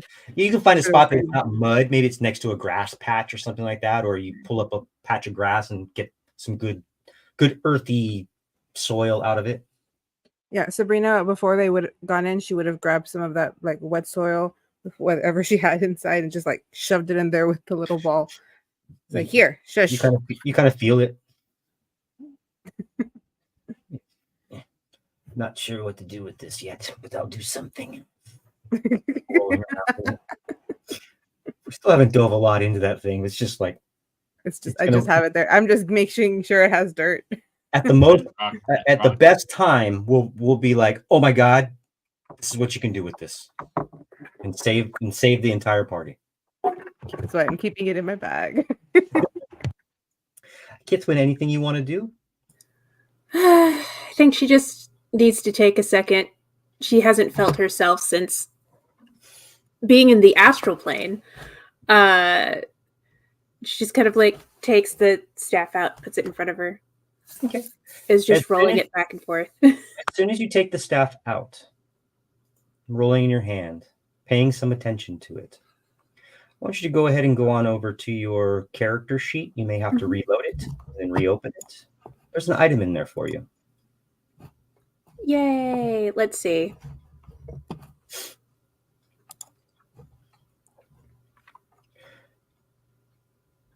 If it's not understood, it's not really made for, like, it's not a combat weapon. You know you don't want to use this for combat. You use your fists too much, but it has its uses. I'm looking for. Is it the mobility staff? Yes. Hell yeah! Cool. Because Grandma Maul. Oh, Mall Bodoc. Yeah. Just reading over. This is pretty fucking cool. But yeah, I will look more in depth with this later. I don't want to take up too much game time, but that's awesome. No Thank you, problem. sir. No problem. I love the name. But yeah, she's just sitting there. Okay. The others are fine. They're just searching the castle. We needed to get Gundren back. It's fine. I'm sure they're fine. Just going over to stuff. They're fine. You don't need to worry about them. They're adults. They know what they're doing. They're fine. 2 or 3 of them are dependable. We don't have to worry about it. Well, I just hope they don't go to the same inn. I left word with Gundren. Hopefully he sees them on the way in. I guess. Still. Yeah. You roll high enough. The next 3 make their way in. It's just, you don't know this, but you're only about 15 minutes behind, 10, 15 minutes behind, 15, 20 minutes behind, something like that. Where you have to enter town, if that's where you're entering town, you would see the cart and the oxen that you previously were on in front of Barthen's provisions. The big double doors to the provisions are open, and without even a perception check, you could see Gundren scribbling, pointing at things in there and making little notes, and it's like he's building a list for something. Anybody want to do anything with him? Oh, say, Gundren, where have you? Do you know where the other 3 went to, or They were. I let them know they could go over to the inn, but they made their way over to Thames. They're spending the night at Thames just in case. All right, that sounds actually pretty good, since I think she had mentioned. Yeah, because you and Maluk's made some friends last time we were here. We probably don't want to go back to the same place. All right, so let's just head over there then. I'm pretty sure they're worried sick. So you go over to Thames? Yes. Okay. You guys arrive at Thames. Thames is just like loading up, topping off some kegs, and sees you both, kind of shakes his head. You all have been in a scrap. Well, they're up there. Take those stairs up top. I think I can hear the Dragonborn already snoring, so keep it quiet. Me. There hasn't been any explosions up there, have there? Not tonight. No, unfortunately, if there was any explosions, I'll be really honest with you. If the Dragonborn was to do any explosions, and he kind of looks around. He can collect on insurance. Everything here is pretty flammable. Hopefully that doesn't happen. Well, that's good, because I found this weird stick. I want to find out later what it is.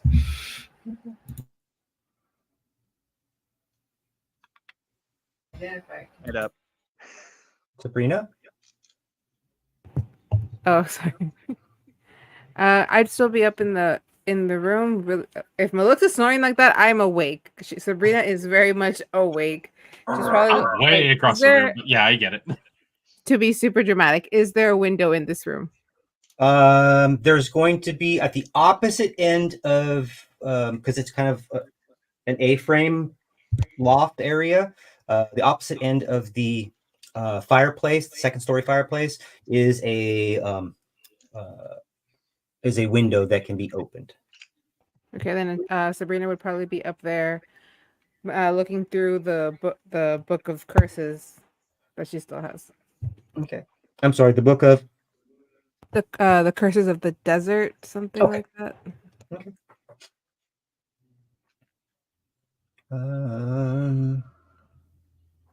Shanoa and Endymion, are you guys gonna head up there, catch a nap, or what are you guys gonna do? It's early and it's like just the crack of dawn. You guys are freaking exhausted because you've traveled overnight.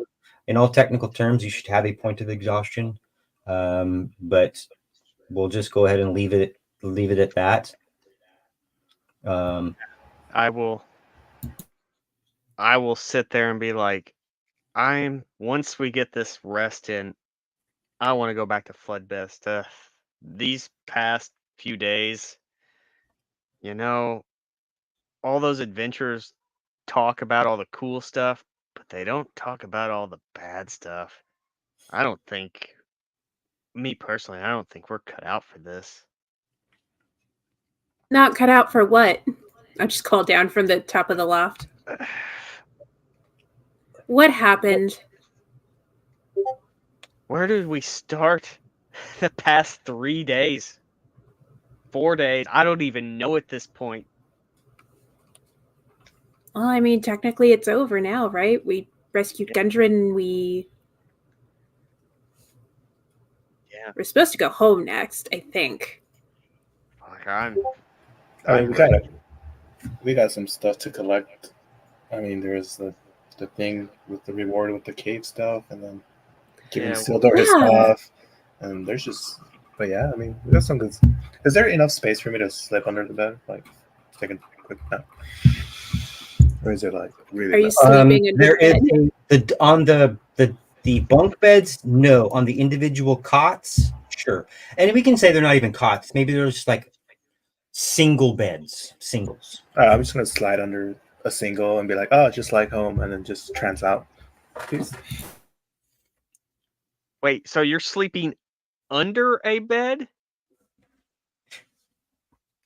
In case somebody comes over to stab the top of the bed, you like put some pillows in and then you sleep underneath. It's actually a rogue thing. I've played rogues before. I didn't realize this place was called the Prancing Pony.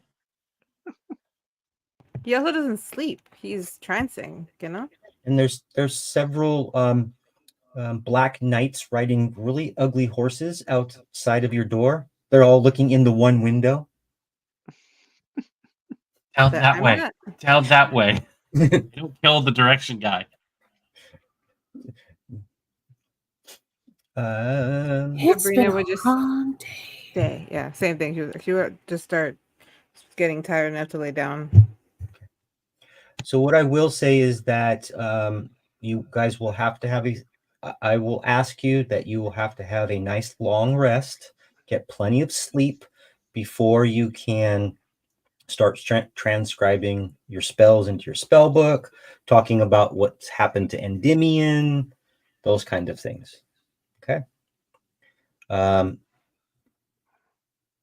Let's see. So if nothing else, 6-8 hours go by and you guys are like all waking up. It's daylight. You can hear the bustle of sound outside from individuals going by, horses, wagons, just your normal kind of stuff going on outside the window. It is not raining anymore. The sun has come out, although it's still a little gloomy, but nothing. You guys are just like probably hungry, but I will allow you all to have a full rest.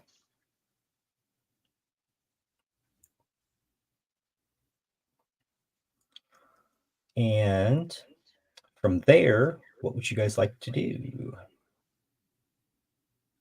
Well, we should probably get Sildar his stuff back. Okay. Yes, sir. Oh, yeah. Endymion? Yeah, this is like above game stuff like that, but what do you guys do with the guy that was caught? Are they going to address that, or what? Or what other guy? Oh, was he dead? The guy that was dead. Oh, okay. I was wondering. Sure. Are you talking about Gundren? No, the guy. You guys basically, the three people that came out of the woods and made it onto the road, the last group of three. When you guys came out of the woods, you came out of the woods where you thought, the wagon was. You can see the wagon trails, and there's an individual that is unclothed, down to just some knickers or something, but it looks like they were mauled. They are no longer part of the living peoples. Speaking of, did the wolves follow us into town, or did they depart? They departed? Okay. No, when you guys made that left into town, they kind of went the other direction. I just waved. I think, once I've gotten enough sleep, I would get enough food to feed myself and then head out to probably go towards town's limits as carefully as I can and just try to find them and be like, hey guys, here's some scraps. Okay. Sabrina, what would you like to do in the morning? Well, since I had been working on them in the what's it called? In the wagon before we got there. Could I walk over to Endymion, where are you? Are all of us up and around, or just clear that part up? First thing in the morning, I bet we're all in the loft. Okay. Where Yeah, are I'm you? going to start you guys in the loft if you want to do whatever after that. Yeah, I mean, I would just be with everybody. We're all having breakfast. Okay. Well, you actually haven't there's no food here. There's plenty of liquor. There's no food here. Sorry, someone just got here. He's gonna get the door. But while he's doing that, Sabrina would find where Endymion is and just get behind him and then just pluck one of his hairs. Okay. You have a plucked hair from Endymion. I would put that into my bag with my crystals and my string. Okay. Did you just pluck one of his hairs? Yes, and you didn't see anything. Give me a perception check. You didn't see anything. She's like showing the dagger. You didn't see nothing. 18 plus 4 for 22. Okay. Just lost Kithwin. She'll be right back. When you reach up to pluck this hair from Endymion, however you want to do it, being sneaky, you pluck it. You have the feeling that it's like he's statically charged. Okay. And it's like it spikes your wizardly comfortabilities. Is there any checks you would like to roll? Yes, can I roll an Arcana check? You most certainly can roll an Arcana check. What was my thing? That is a dirty 20. 15 plus 5. You feel... Uh-oh, we lost somebody. Yeah, I said Kithwin had a unfortunate blue screen. She'll be right back. Okay. When you pluck it away, you immediately feel like there's something arcane about him.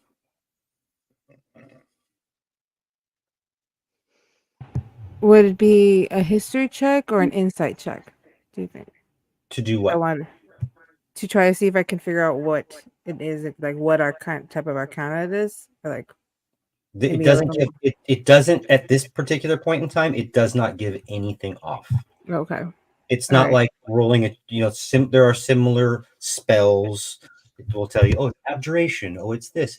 Arcana wouldn't do that. Wouldn't give you any other information except for you feel now a presence you haven't felt before that feels a little arcane to you. Okay, so after I felt that, it's just like it kind of like unsure of what to say. So I would just put the hair down and just be like, that's a conversation for another time. And then walk away. Like everyone could look at me all weird. And she's like, what? Nothing's wrong. In this strange humidified area, you see a little bit of her hair. You know, if it was like had a little static electricity in it, kind of a couple hairs kind of. But it's strange. It's a little humid because of the weather, but still it's like little flowy hair. Seeing the like static electricity is blatantly obvious, right? No, it's not blatantly obvious at all. No. It was a long ass time ago, but nobody decided to do anything, so no. Endymion can feel he's got a little static charge, but it's not visible. It's not. I thought that was because of the adrenaline. But... I ran away with your hair though. Like I just took off. Oh, you're gonna have to pay a lot of price for It's that. fine. That's super valuable. What are the rest of you guys doing? Going down to the inn to eat, or what are you going to do? Probably get breakfast before joining Maluk's to give scraps out. I'm guessing the first thing we would do is buy some. I'll buy breakfast for everyone at the inn. At the inn? Okay. How much? Hold on one second. Is the rest of you following her to the inn? Yes. Just give me a perception check with make it advantage. Guidance. I don't really care. Me too, or 17. Just anybody. 17's good enough. Shanoa, you definitely notice Maluk's and Endymion. You don't even have to roll. You guys see a group of 3 to 4 red brands.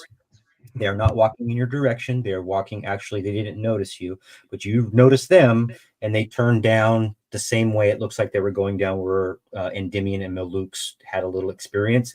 They walked down that way. You guys walk into. Hold on 1 second. Come on now. You guys walk into the Stonehill Inn, and as soon as you walk into the Stonehill Inn,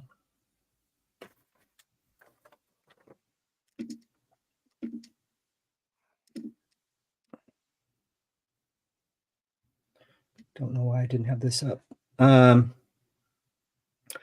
Kithwin, sitting in the far left-hand corner, opposite of the where the bartender's area would be in bar, eating some food, are 2 individuals. One individual you notice right off the bat. It's Eva. The other individual is a cloaked individual. It looks like of some esteem, like maybe guardish or something like that.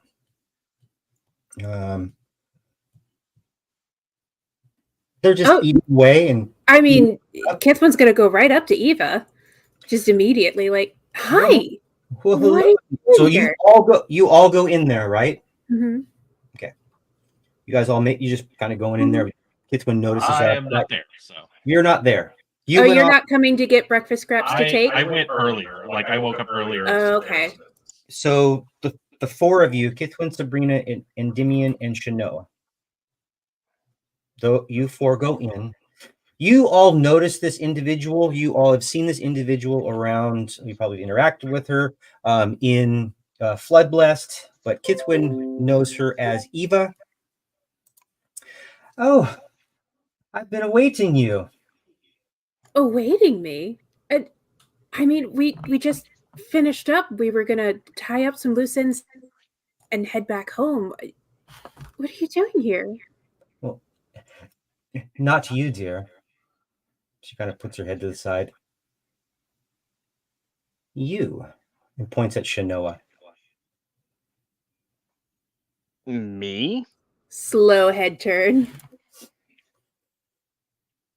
Why don't you all come have a seat? We've got a lot to talk about, don't we? Maybe she heard you about your pink eye. You see the, I mean, well-dressed, now that you get closer, this gray kind of cloak covering a large breastplate. The large breastplate, it's covered up enough. There is a logo underneath it. You can't make this logo out. Sit down. He's just kind of eating. Hesitantly pull out the chair and sit. Kitswin, my dear, how have you been? Huh? I'm sorry, I missed that. How have you been, my dear Kithwin?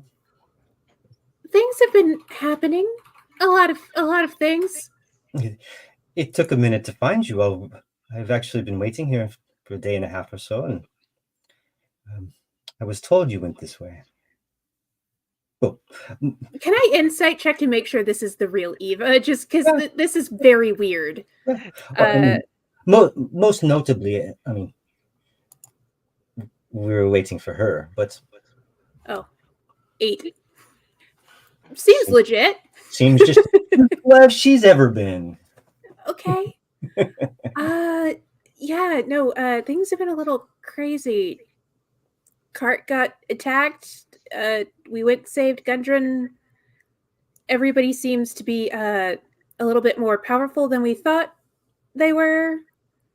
Let's just say that little conversation we had before I left, some things have proved more true. Well, let me say this. So all of you are sitting there eating now. They've brought over some food. There's big platters of meats and fresh, unpasteurized warm milk, some kind of a citrusy drinks, eggs, and different things to eat. If you were going to mark anything off for a cost, it has all been paid for. She kind of sits back and, well, I guess the stories may be true. But you and I, Shanoa, once we get done eating, we're going to make our way over to the coaster. Or the coaster, however you want to say it. We've got something to talk about now, don't we? I don't. Shanoa, what the fuck? What the fuck is happening? I don't know. Like, Do you want me to go with you? Same. I can mean girl this bitch, I swear. 2 or 3 mouthfuls of porridge or some just watered down oatmeal. No, Ava's a good person, but this is weird. It'll be going alone. You think you can stop me? At least inside the talk. It's a private matter. Private. I see. Excuse my friends for a second, sir. We know Eva, but who are you? Not to be rude. I'm Goldwyn Thordblade. That sounds familiar.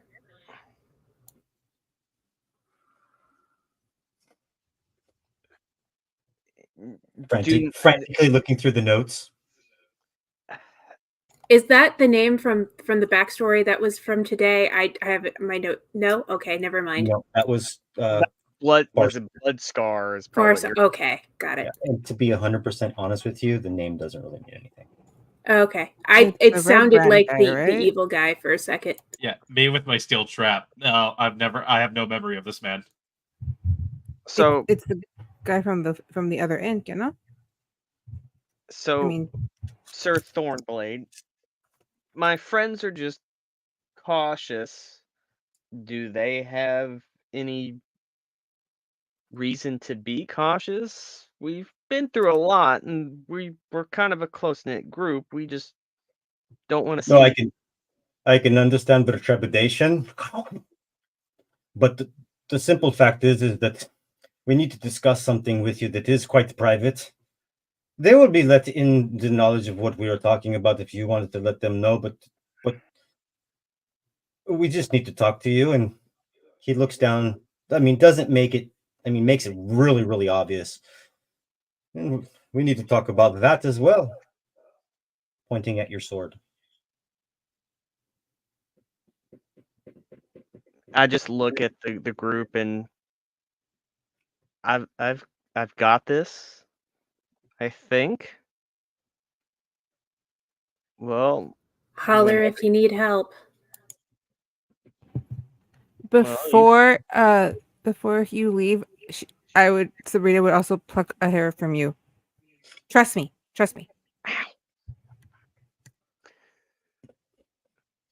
You know, you can just ask me when it's my turn. I'll pluck it out for you. But the surprises have the fun. Well, darling, are you done, you brute? We can go. They both stand up from the table. I just give like awkward, Don't worry, he won't be harmed. I That I give you my solemn oath. He will be As a bard, oath as a bard, oath, oath as a bard on your ability. Pinky sweat. You know these are sacred. This is a lifelong bond, Pinky. She will not be harmed. We just have some questions. You're not the only one. So as the three of them, you're going with them, Shanoa? Yes. As the three of them make their way out the door, heading straight towards the Lion Shield Coster. That's where we're going to end for tonight. I would have laughed if they're walking towards the evil. We're walking towards the evil. The red brand in. It's like, could I tell Endymion, like, do you think you could trail them, like, in like? It wasn't a Harper symbol on his chest, was it? You couldn't make it out. It did not. It did not look like a true harp. It was not a harp. Let's put it that way. Also, fun fact: I'm still blue. Oh no! I forgot to give you something. That reminded me. Where do I have it saved at? You have a symbol, Kithwin. I do. In your little dream. Crap! I forgot this. Thank you. No worries. You can tell me now. So in your dream, when you were taken to the astral plane, your grandmother was wearing a pendant. I forgot to describe what she's wearing. She was wearing a pendant. That pendant is the identical pendant that Sabrina's mom wears. And I'll send you the picture right now. Cool.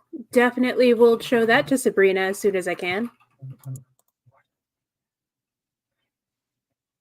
Anything else? Pictures.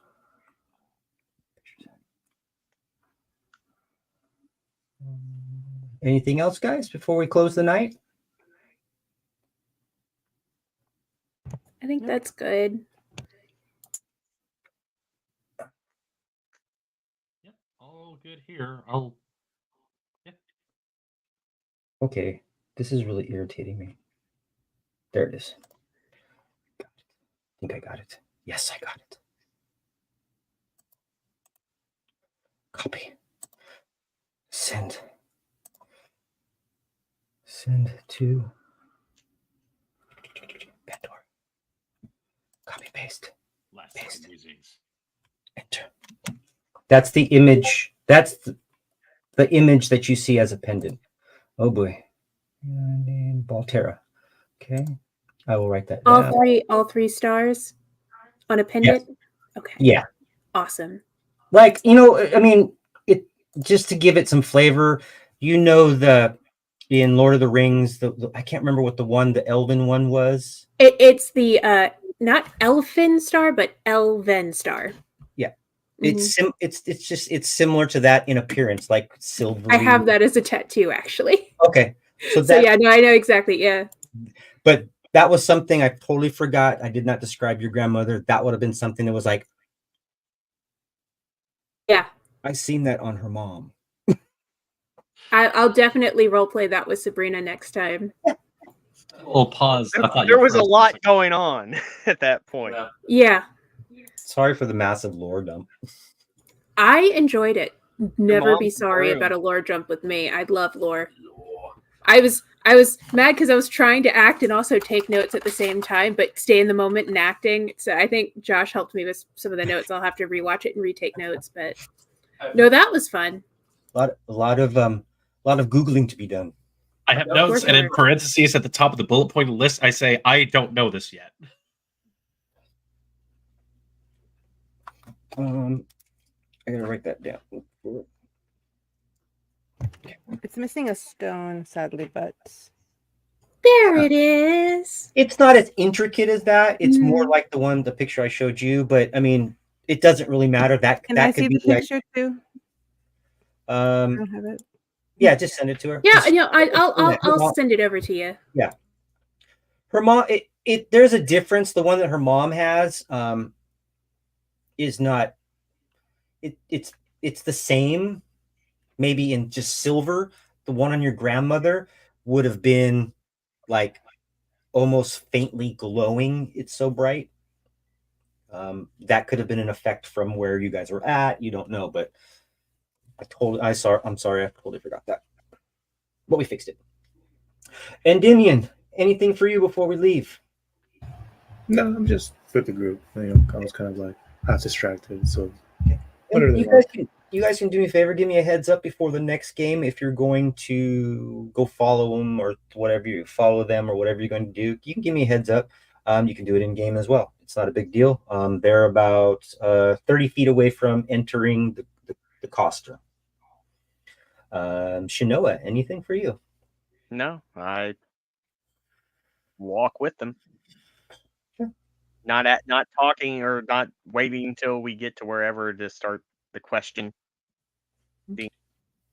Thordrin, anything from you? Malukes, anything from you? Okay. I have so many things I'm going to message you, but I waited till the end of the game anyway, so I'll let you know when it comes to me. So okay. Anything from you, Thordrin? So Thordrin bunked with his uncle for the evening, and in the morning he made his way out to the woods a little bit, and he is currently deep in a kind of a trance state. So that's where he's at. Okay. So what I would like you guys to do, this is a precursor, so we don't have to do it in the middle of the game next week. I would like for all of you to level up to level 3. hooray! Endymion and Sabrina. I will caveat one thing because I know where you're going, what you want to subclass into, Endymion. I need at least a good 4 or 5 hours of you guys chilling out somewhere. It's early evening, remember? It's early evening. You guys slept all day, got all your stuff back. Now you're 3rd level. But I need for you two to spend some time copying spells. Endymion, you still don't have a spell book. Might want to buy one, or find one. Apothecary has a bunch of books. You could probably get a blank one. No, I know for sure I wanted to go to that. Okay, and I do also, so you know, I do I do what we call a traveling spell book, so it's not the freaking 18 by 24 inch freaking giant spell book, just to make it easy on everybody. Malukes, I don't think we have much of anything for you except for magic options. I get a spell, and that's just me, baby. I'm a sorcerer. But I will. I may forget. I'll make a note of it. I will message you because of something. But I will message you. Okay. In fact, I'll start it right now. If it needs to be role played out, sure, next session. It doesn't. It doesn't. Yes. I was like, actually, it's a good thing because I did want to have a conversation with our characters. Want to have a conversation. However, can I DM you what I plan to do with the crystals and the string and all that stuff? Of course. Okay, thank you. Anything you guys want to send me, I love to find. Except for why can't? Oh, there he is. Except why can't I find locally? I had a question for our 5-hour thing. Is that going to be like here, or is it like on the side? That's going to be addressed on here. So I don't mind, because Kithwin really doesn't have much to do while we're waiting for Shinoa. I know that Malukes had mentioned that he wanted to hang out with Sabrina and Endymion, something magic-y thing. While they're doing that, maybe they're just having a magic party and you're not invited, Kithwin. That's fine. I'll go wherever I'm needed. At some point in the future, we'll have Magic Club. Yeah. So when we get into next week, I'm going to send a little message, and then go ahead and level up. And then when we jump into, next week, we'll go ahead and start off with Shinoa, kind of like we did with Kithwin. If you have any messages for me, lore dump stuff, you didn't understand what I said, don't be afraid to message me and ask me. And then I think that's it. Anybody else? Anybody got anything going on? Nope. Hmm. I'm in the process Well- of looking up your spells. Until next Wednesday at 6 p.m. Pacific, 8 p.m. Central, 9 p.m. Eastern. And if you're in the Mediterranean, just Google it. If you're in Korea, let us know what time it is in Korea, as I know you were watching. Did we actually have statistics say somebody in Korea was watching? Because that No, would be awesome. Selkie was watching. Selkie came on. She's Korean. Oh, She was on. oh hell yeah! Well, they're stationed in Korea. Yeah. She's not Korean. Cool. They are stationed in Korea. But yes, I can get statistics for. Well, I don't know if I can. I know I can. I know on my stuff I can. But we'll figure that out later. Ain't no big deal. Let's see if I have to start speaking German. That'd be cool. I have to start translating. We'll have subtitles under everything from now on, like 17 languages. Our faces will be blurred out. I can't speak German, but I can understand it. So that's a second generation immigrant problem. I can't speak it, but I know what the words mean. Yeah, I wasn't allowed to speak Spanish in my own home, so I failed Spanish in high school too. So it is what it is. Going once, going twice. We'll send us off. Thank you so much. See you guys next week.